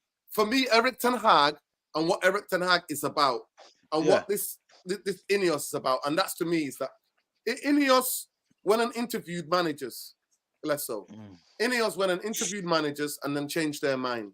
And they went to Ibiza to give him the job. Ineos have got a decision to make because Manchester United, like Bumbaye said, he doesn't even enjoy watching Manchester United anymore. It's a chore, bro. Right? It's a chore. And when you go to the stadium, you see that you saw it on the games that we've been to in the stadium where fans have emptied out the stadium. At the end of the day, it comes down to eyes on the product because we're still owned by the Glazers and we'll still serve up a product or the franchise, as Joe Glazer likes to call it, the franchise. The eyes on the franchise, because that's what we are. We're a franchise, yeah. That's what it is, and he's still got the 47% possession, 47% percent ownership, the majority shareholder of the football club. Tuesday there will be a meeting, and now we can confirm by James Docker and the guy at the Times, and that's a brief, by the way. When Docker of the Telegraph and the guy at the Times come out, right? When those two come out, there is a brief. There is a brief about that. And they basically saying that Eric Ten Hag's future will be discussed in Tuesday's and something meeting. There's a meeting in London. I forgot where it is. It's in the area of London, actually. London. Mayfair. Yeah, there you go. Mayfair. So here we go. This is what it said. So this is Eric Ten Hag's future is up for discussion at a meeting between the club's hierarchy on Tuesday. This is Docker and the Times Sport revealed that. So what do you think the conclusion is going to be after Tuesday? If you were going to be like a guessing guy, what are you guessing what Ineos are going to do on Tuesday? And the Glazers. So Joe Glazer will be there. All of the footballing structure will be there. Jim the Rat will be there. So what do you think they're going to come to? Because now we've analysed the game. For me, I can't analyse a defensive shape when my team created because we watch football for the goals. We watch football for the way that, the combinations, what we see something about the game. And for me, I didn't see any of that. I saw Rashford cut inside twice from 30 yards out or 25 yards out and take a speculative shots, and the keeper dealt with. And a free kick from about 25, 27 yards out. So when that Jason Wilkins, the technical director, goes in with his fucking notepad and says, Manchester United as a game.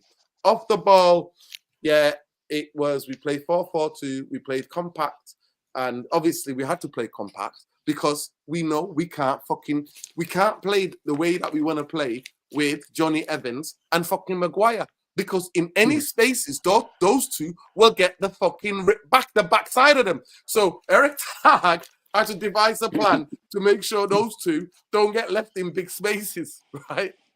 And what do you think the conversation is going to be? We're putting yourself to be, let's say, what's the thing people say?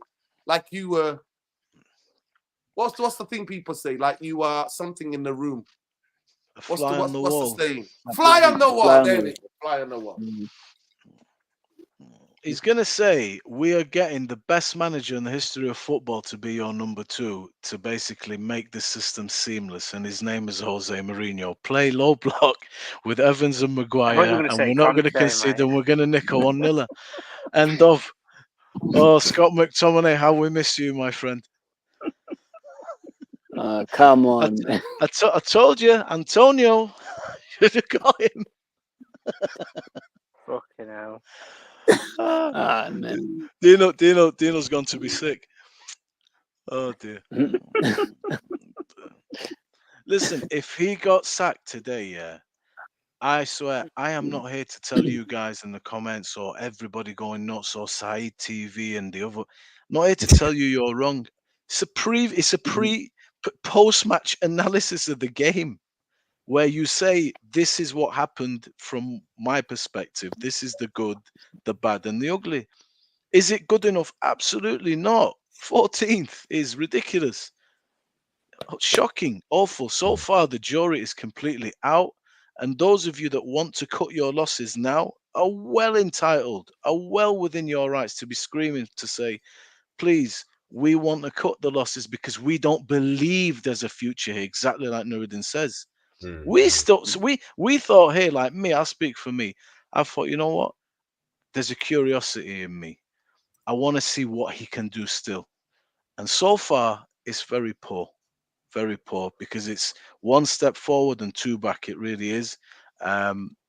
This great thing that is coming. It's going to have to come pretty soon because the voices are getting pretty loud and restless now. And that's just the reality that Eric Ten Hag, he understands it. He knows where he is. And it's I don't think he does. I genuinely don't think he does. I swear to God, I don't think he does. If he's just saying that, it's because he's got full backing of these guys that think there is some long-term beautiful vision coming down the line. I don't think that's it. But again, that's not for me to that's out of my remit, man. All I can do is watch like everybody and tell you, this is what I say. Big up to you. Big up, Mumbai. Eric Ten Hag. Big up to English Talent FC. Says Eric Ten Hag's making Ineos asset signings looks bad. Sack. Okay, go ahead. Let's so you fly on the wall Tuesday morning. You're in Mayfair in London, central London. You're in the room. What are you hearing? Yeah, it's very difficult now. I'd You know, like at to the you same to time, meet Gareth Southgate. Mumbai, Apparently can you he's a shut bit- up and mute? apparently Thank Okay, you. I'm sorry. I'm sorry. I'm sorry. Okay. Jokes aside, guys. Yeah, it's Listen, gonna be that's all rough. we've got as United fans. We haven't got. Wait there, Lesso. Wait there. By the way, I got a message. Please, somebody clip this. I beg you. Somebody clip this and make sure you tag expressions. Expressions, brother. We're oozing. We're oozing. I told you were cooking us last week, and you rightly so cooked us. But you know what? One thing about football, bro. Football is just like life. When you are at the most high, you get absolutely humbled. You were 2-0 up today. I was out and about and I check out some of your watch-alongs. And Magic Madison, you had your Love Island contestant, man like Brandon Ronaldo, scoring goals. 6 in 6 now for you. You got Push the cog in the loo. absolutely humbled. So let me just hear it for the Seagulls. The Seagulls are flying. And guess who got me some sweet revenge today? And that was Welbeck. oozing. Man, born, bred, red. Let me repeat for the people at the back for the London that might not understand my accent. Man, born, bred, red. Danny Welbeck! Danny! Alongside Welbeck! Slapped you up, mate. Bam, bam, bam. Bro, you and your team, your manager, like Collini said, Collini, one of the greatest defenders, Euro 2022 winner with Italy. He came there with Juventus and he said, this is the Tottenham. This is the history of the Tottenham Hotspur. This is the history. Bro, we're oozing. I hope you're having a good evening. Hold tight. Hold tight. Big up Danny Welbeck. Big up Man Born and Red. Putting you, slapping you and your team about, bro. Take your Love Island contestant, can't even say the word properly. Contestant, take your start playing Madison. It's 100 and zilch, mate. Is it double 40? Take that and take Tina. I will never score a goal, Werner. And take your plastic face, who? Porro with the veneers. He's got the shiniest veneers I've ever seen on a footballer. Take and yourself, bro. Humble yourself. Have a Jack Daniels on me. Enjoy. Porro, the fake man Zorro. Listen. Somebody, please clip that and send it to him. Love. Go ahead, Lesso. You can come back now. I had to cook him, bro. Big up Jamie I left Wayne. the game. They were 2-0. They were 2-0 down bright, and they came back and beat them 3-2, mate. Oh, Yo, shout out to Chris Wood and the Forest, man, as well. Held them at home. Yeah. Oh, yeah. Jadon Sancho. Chelsea fan base. Hold tight. Hold tight. 10 men for a long time in the game. Hold tight. Hold tight at home. Chris Woods, 10 men, about 15, 20 minutes. And you know what? You couldn't hit a bam bloody door. So hold tight, Chelsea. Go ahead, let's go. I think Skull Thuggery is gonna actually clip this, eh? But you know, to be real, guys, I think they're in a tight spot right now. They all flew here for a reason. There has to be serious discussions that will be held, and obviously, they have to make a decision and they have to measure it as to if it's gonna cost them more paying him off now and sacking him, then overall if they let this continue throughout the season and they lose out on the Champions League. So, you know, they're gonna have to outweigh and look at those things first. But the pressure is coming in now. People have, I think, from my point of view, I would say the shift has gone more towards Ineos now than Ten Hag, because Ten Hag is not going to sack himself. So right now, people are looking at Ineos and saying, let's see how serious they are. Let's see if they're ambitious and where they toe the line. And they're under pressure. I don't think those letters will save Ten Hag this time around. Mostly it's the rivals who are actually talking about writing letters now and sending it to Ineos. But yeah, I think they're gonna make the decision. It's international break is basically the best time to do it. You bring in now a manager who's got relatively fixtures that are a bit favorable if you think about it. If we can get a consistency, in the next couple of games, we can swing the season in our direction. We've started off badly, but it's not the end of the world. We're still only 7 games into the season, so we still have a chance in the Europa League as well. So it is salvageable. So I think they may cut their ties as quick as possible. If they do not do this, I think it's time to question. We have to live in the reality that these guys they might just be even worse than the Glazers. That's how I look at it. There's no plan, and it's clearly from the get-go they did not really have a good plan behind whatever they wanted to do. Especially now that they've even brought people who are footballing people. The Glazers never had any of those people, footballing people in those positions. They have those people, and yet they're still making horrendous decisions. So we'll see. But I think they do sack. I think from a financial stance, it makes sense to sack him now, then letting this continue. And then by the time you try and replace him, the season is gone. You're not playing for anything, presumably only for like the 8th or 9th place position. And then what? FFP is gonna scratch our backs in the summer. We're not gonna be able to continue the rebuild that we're trying to do as a football club. So people and fans are gonna be complaining and saying, "Where's the money? Where's this?" And the money constraints will be there, because as a result, we cannot justify us spending that kind of money, anymore, because we're not in certain competitions. So it factors into that. I think if it comes to money, he's gone. If it comes to money, solely for money, it's gone. If Ineos want to save face, they'll probably not sack him and keep him a bit longer. That's personally how I look at it. We go to Tom Jarvis. You got a bit of analysis for us? Go ahead.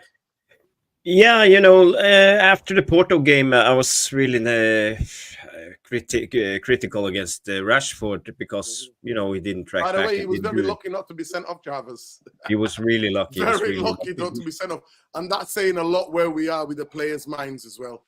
Yeah, it would have been three games, 3 red cards. That would have been crazy. But go ahead. Yeah. And the thing is, today I think we saw a different Rashford when it comes to his defensive work. He actually did his job. He was in his place. He was structured. He had discipline for once. I don't know if that's why Rashford got so frustrated at the end of the game, because he couldn't get out his potential in a way. He had to track back and do his job all the time. But it was very. It was interesting to see how we build up. This is in the build-up play. You see Onana standing there with his foot on the ball. Villa just passively trying to press us, waiting for the trigger point. But what's interesting in this picture is our DM Kobe Mainu is here, but actually you see Bruno dropping down, because Dalot didn't invert as we have been used to. Dalot is up here on the left, pushing up. So we didn't see Dalot in the inverted fullback. If you see the next, this is the next picture. We're still trying to do the build-up. Bruno is down there. Everything is hunky-dory. And you see the next picture when we play out. You see Eriksen is here on the right. Rashford is here on the left. So we actually changed formation when we tried to build up. I will show you on the tactical board, because this is actually what we see here. Yeah, you can see the tactical board, because usually when we build up, we are used to Dalot going in, and Eriksen dropping out in this area. So we build up like this. But now Dalot went out here, Rashford went in here with like this, more like this. So this is our build up now, Maino and Bruno, and you know, it's nothing special, but we don't see Dalot in the midfield. That's one positive. Another positive is we have Rashford inside all the time, because when Rashford stands up here, he needs to work all the way back here and all the way back here to defend.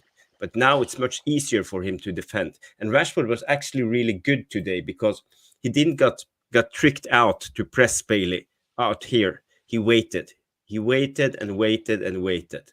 So he didn't go out and let him go past him and open the gap into the midfield here.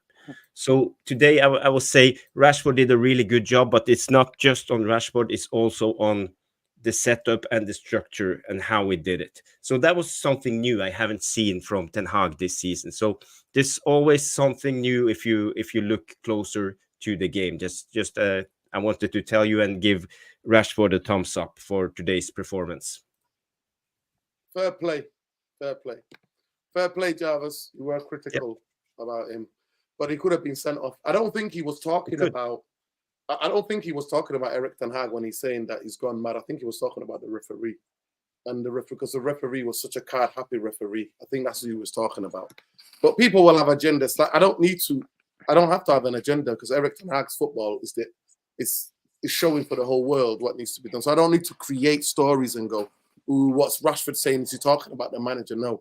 And the Erik Ten Hag rude, the coaches having a disagreement, that's part of it. Most coaches do that. I'm not reading too much into that. And I can't show it. So big up Khalees from Medin Lassie, who sent it to me, but I can't show it because in case I get copyrighted. Sky are really quick on the copywriting, so I can't play it. If it's audio, I can play audio, but I can't show the footage. I get copyrighted. Big up to everybody. I think we'll let Tom finish the show. Tom, last moment, I've asked you the same. You're the fly on the wall on Tuesday, Mayfair. You go around there. You do business in London. You might be there even, Tom. You might be in London on Tuesday. So what have you got to say, Tom? Can you sneak in? Is there a way you can sneak into that meeting? Can you pretend to be the guy that bring in the tea and the coffee and the biscuits? Listen, can you pretend? For people that don't know anywhere, in and around the area of London anyway, Mayfair, the security, like, it's so tight knit around businesses and offices and data. There's no way you get in any sort of a building if you don't have access or certification to be there. That's one of the things that a lot of people will tell you about Mayfair and London. If you go in anywhere in that sector, security's tight if you want to do anything, mate. That's why it's got one of the lowest crime rates within it. The only thing is that a lot of cars get nicked in Mayfair, for people that want to know. So don't park your car there if you want any advice. But look, if I'm a fly on the wall, they're going to bring up Erik Ten Hag's future. It's bound to happen. But the fact of this is, it's not a financial issue that's stopping them from removing Erik Ten Hag. But if they want to do it, they can do it. And all I'm going to say is, if they're going to do it, you might as well just do it now.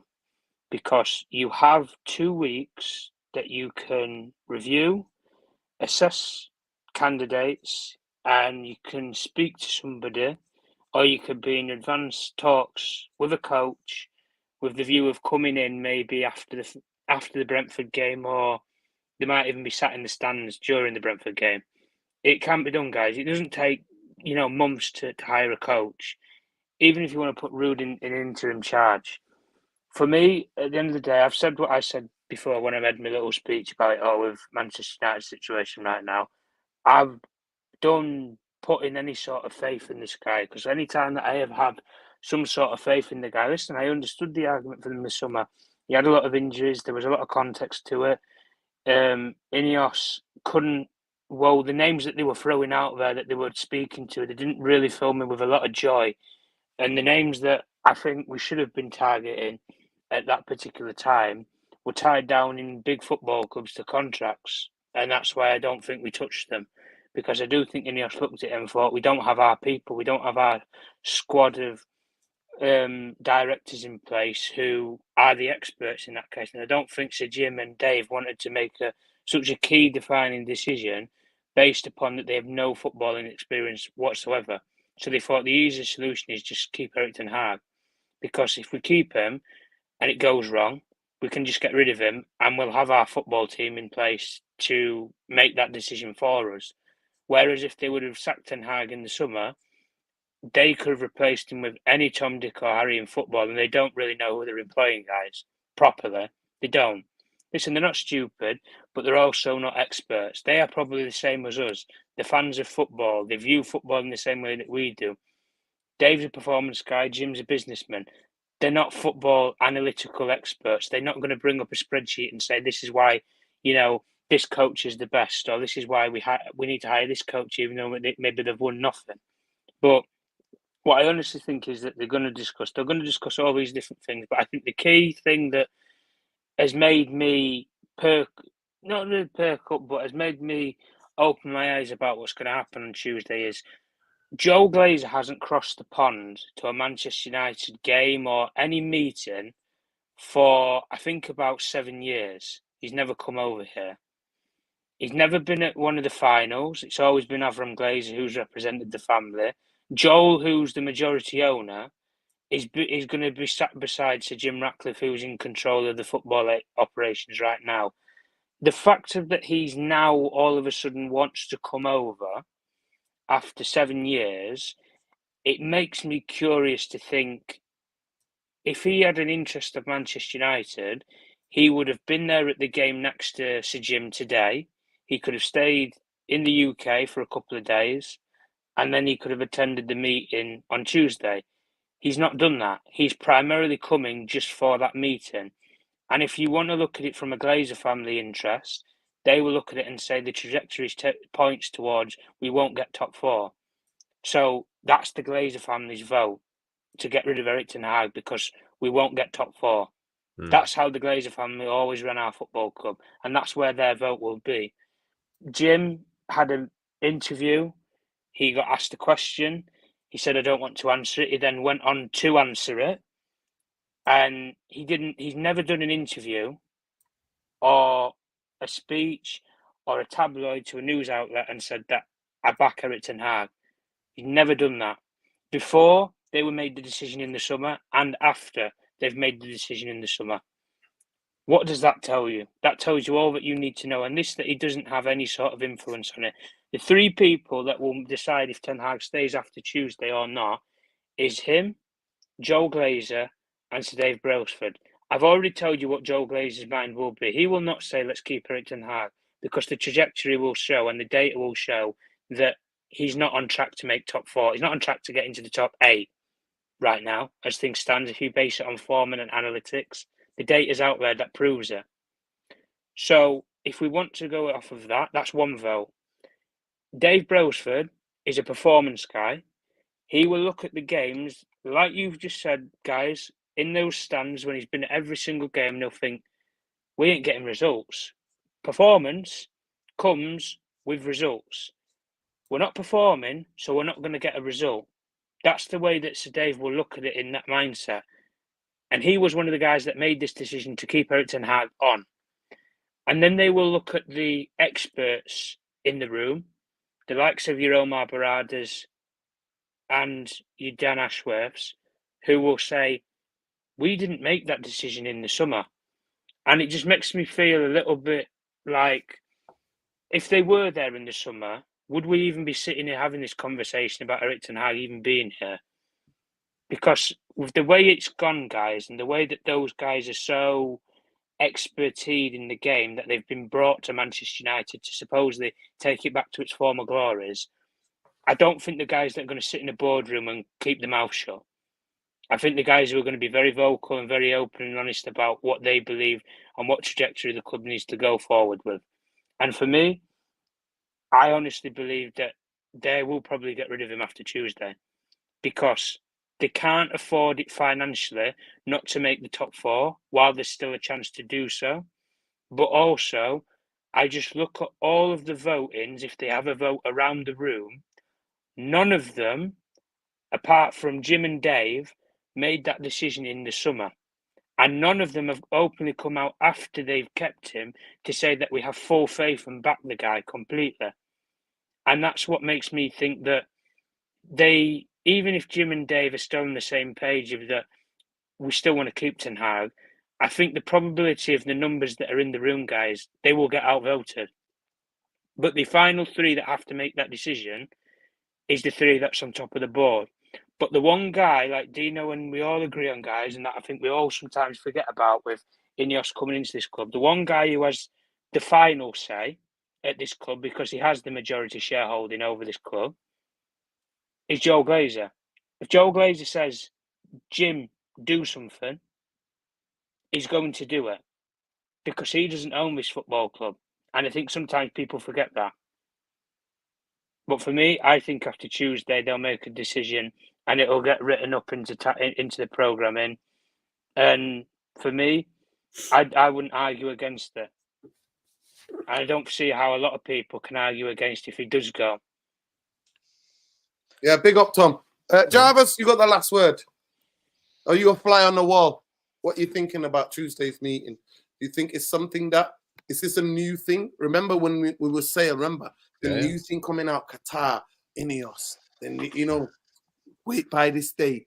Is Tuesday becoming this mystical day where we're going to get any news? To me, either way, I think they need to come out with a statement. They'll back him till the end of the season and go, Eric Ten Hag is here till the end of the season. Or they say, Eric Ten Hag's got to go. I don't think he can continue the uncertainty. What do you think?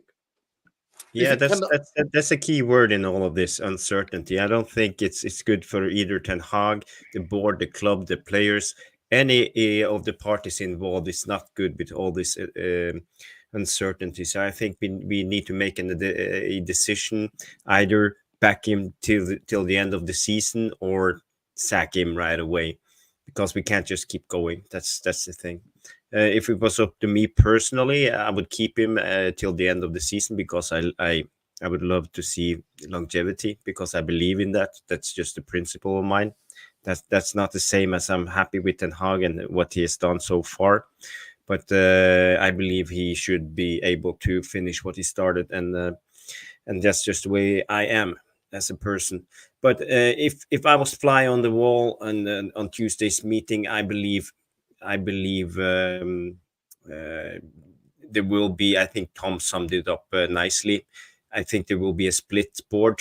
Someone is Ten Hag in and someone is Ten Hag out.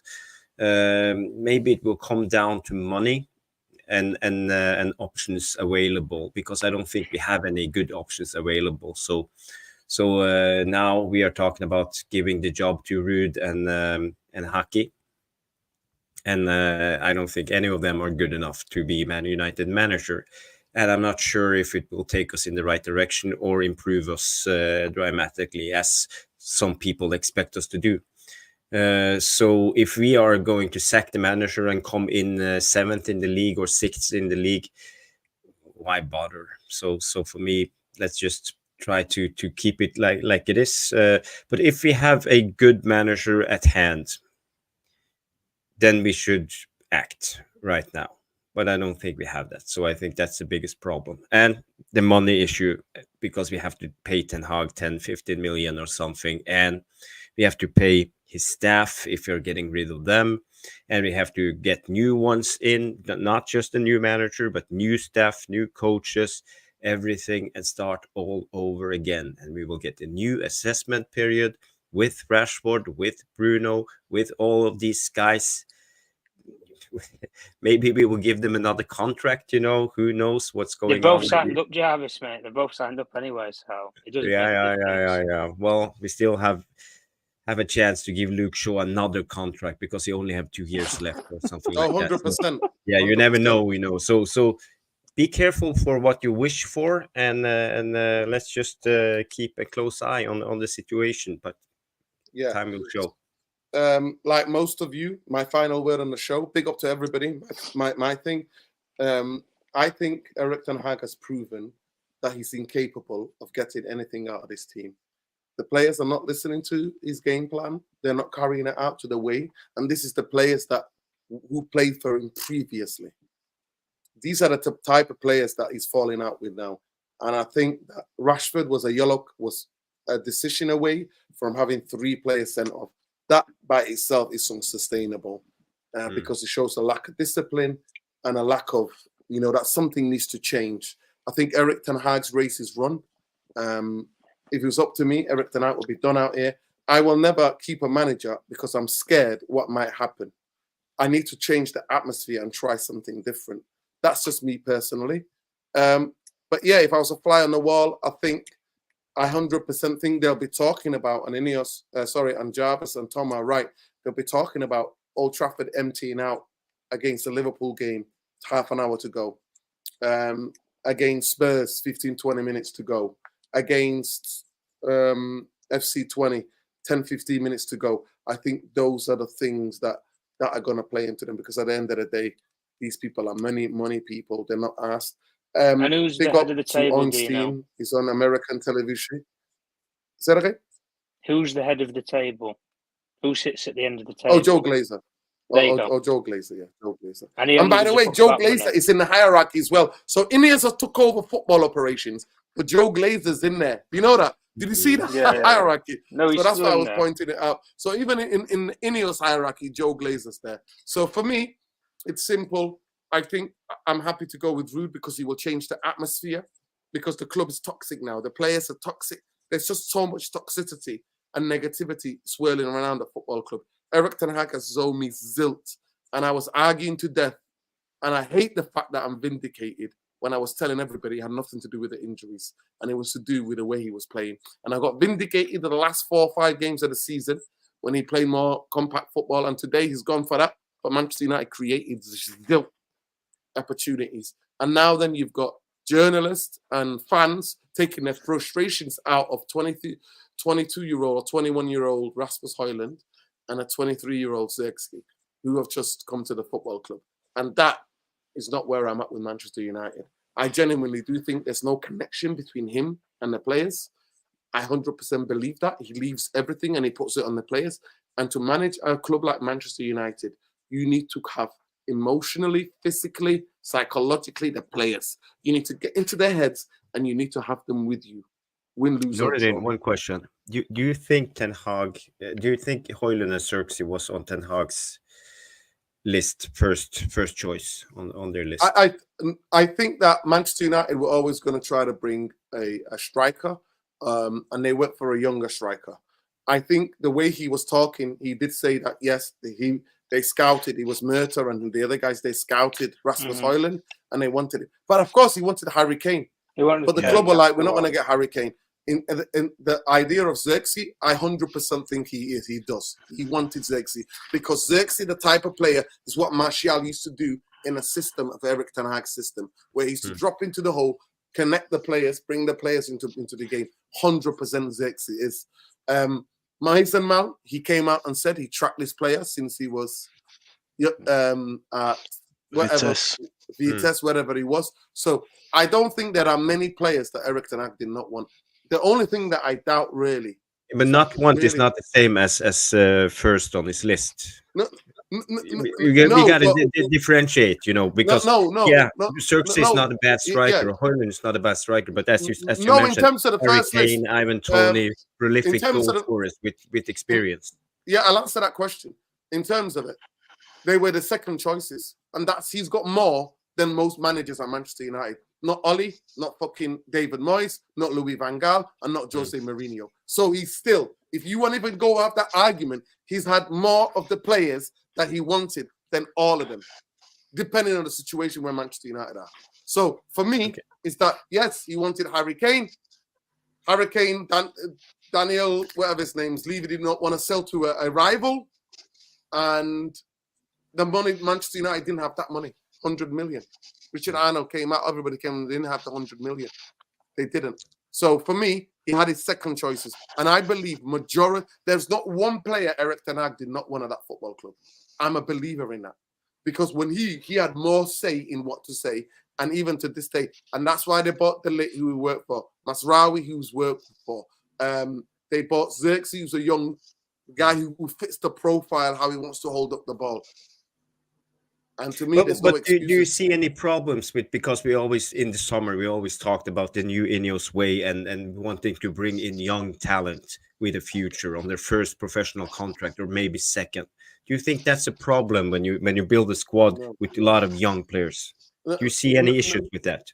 I don't see any Especially issue when you because start losing with the Take pressure more of time. Man United. No, for me, I don't see any issue because I've just seen a 30-year-old fucking 31-year-old manager come into fucking Brighton and have an influx of players leave and new youngsters come into the team and set a way of player direction and a way of playing. The pressure in Brighton is not the same No. as Man But United. it don't matter. It don't matter about what pressure. It matters about what you do in a training Pressure ground. matters when you're young. Especially when you're young, because you don't have the experience to stay strong in certain situations. Pressure matters when the young players do not understand what the manager's asking them to do. And I see that clearly. They look confused on a football pitch.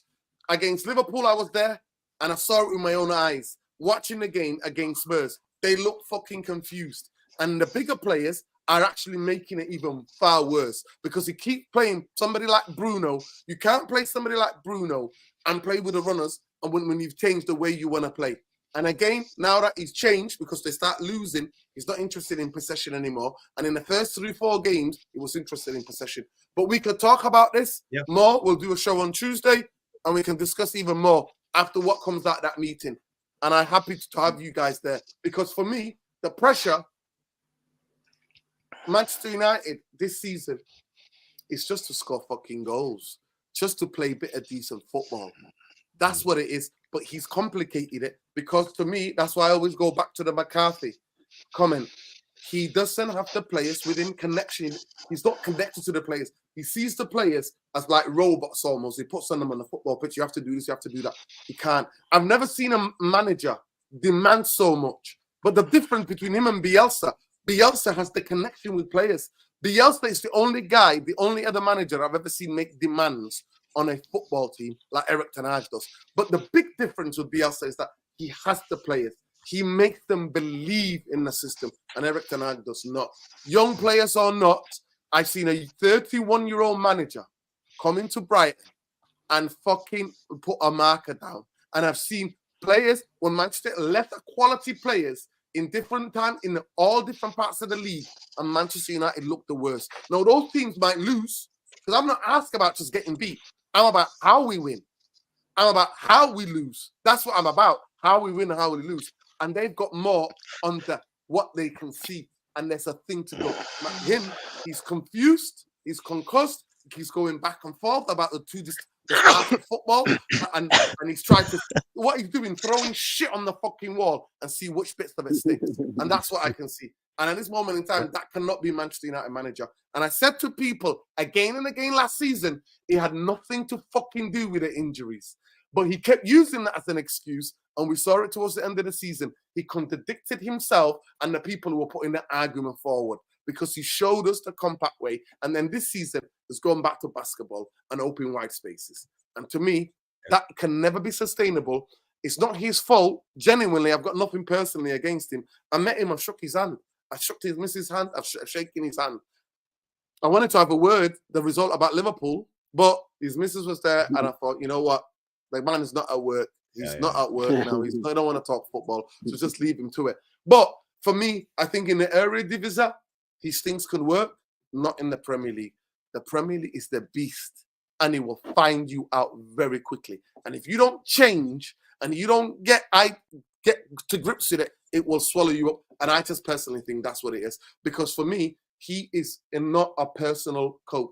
Manchester United need somebody people can feel, but also with a tactician. Because we talked about it on the other day's show, Jarvis. We talked about it. Is usually the number 2 would be the better coach. And the guy who comes as a man management, the guy that can turn people psychologically, emotionally, and plays with. And Eric Ten Hag's not. So that's why I don't see any future in this. I do not see anything. And Tuesday, we'll be live.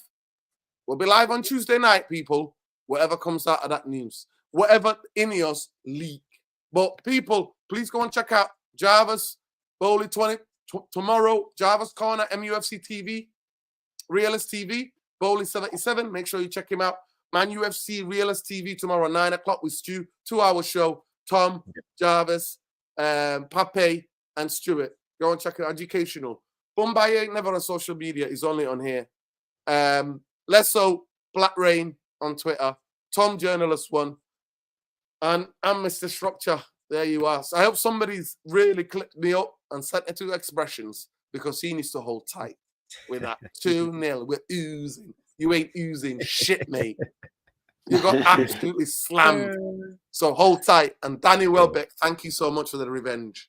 Thank you so much for the revenge, Danny Welbeck. We can celebrate you. I'm going to go and watch a bit of the match of the day now and enjoy the 3 goals from Brighton. The comeback of comebacks against the mighty. Like Colini said, it is the Spurs. This is their history. This is what the Spurs do. You remember that, people? If you remember, you remember when he said that. This is their Spurs. This is their history. This is what they do, mate. Big up. Let me see if we reached our target. Let me just see in terms of the likes. Have we reached our target? I'll be disappointed if we haven't. I'll be really disappointed in you lot if we haven't. We said 260 and we haven't. Yeah. Oh, yes, we have. We're on 261. Congratulations, URT. URT. Who are we? URT. Congratulations and big up to every one of you who tuned in. 261. Not out. Not out. What do you know about cricket, eh? We're not out. We still got the bat. We're still in there. And like Jarvis and Bombay are batting away of all the harsh criticism. And guys, after the show, click on the show again and go in the non-live comments and leave some comments for me, for Bombay, from Nuruddin, Lesso, Tom. And I will go there. I will try to answer as many questions as I can. If you hate my opinions, that's okay. And I will gladly discuss it with you in the non-live comments. So by the way, people, me in the non-live comments, and I will come on, Jarvis. Yeah. He's laid it down. He's laid it down. Come on, listen. At the end of the day, it's just a different football opinion. Yeah. Jarvis believes in the stability of a manager given 3 years. After the 3 years, you then look at what he did. That's the only difference. Bombay doesn't like watching Manchester United anymore. He can't stand the shit. But he's telling you, man, it's up to the manager to show him something. Let's go. It's on my side of the fence. Eric Ten Hag showing us nothing. And actually, a fellow South African man has grasped him up. And now I understand the psychology of Eric Ten Hag. That he's not connected with players. And at Manchester United, you have to create siege mentality. To get the fans galvanized, to get the players, to get the staff, everybody galvanized, you have to get into the players. And you have to be like, it's us against the world. Yeah. Unfortunately. It's us against Jim the Rat and it's us against Jim the Rat, all of us, URT Army, the Glazers, and the bastards. That's what it is. But I say I'll finish up with this. Fuck Zionism, fuck imperialism, fuck colonization. Big up to everybody in the world who's resisting this. Free Sudan, free the Congo, free Lebanon from Zionism, free Palestine from Zionism, free Tigray, free Ogaden, and free everywhere where anybody's oppressed. We will always stand with the oppressed. And anybody who's standing up against the war machine, imperialism, the colonizers will never win. People don't like being occupied. People do not like being subjugated. People will always resist against colonization and imperialism. So fuck you, Keir Starmer, fuck you, Nazi Germany, because that's what you are now, Nazi Germany. I saw you beating up Celtic fans, beating Celtic fans up for carrying for the human rights of Palestine and Lebanese flags. We saw you. We saw what you did to them. And shout out to Crystal Palace, by the way. Shout out to the Crystal Palace Ultras. I saw Lebanese flags. Let me just show you. The Lebanese flags and the Palestinian banners that were their game against Liverpool. Let me just show you quickly before we go. Yeah, please show us, man. Let's see that. We wanna be able to show things. So big up, man, like who sent it to me. What's his name? My brother.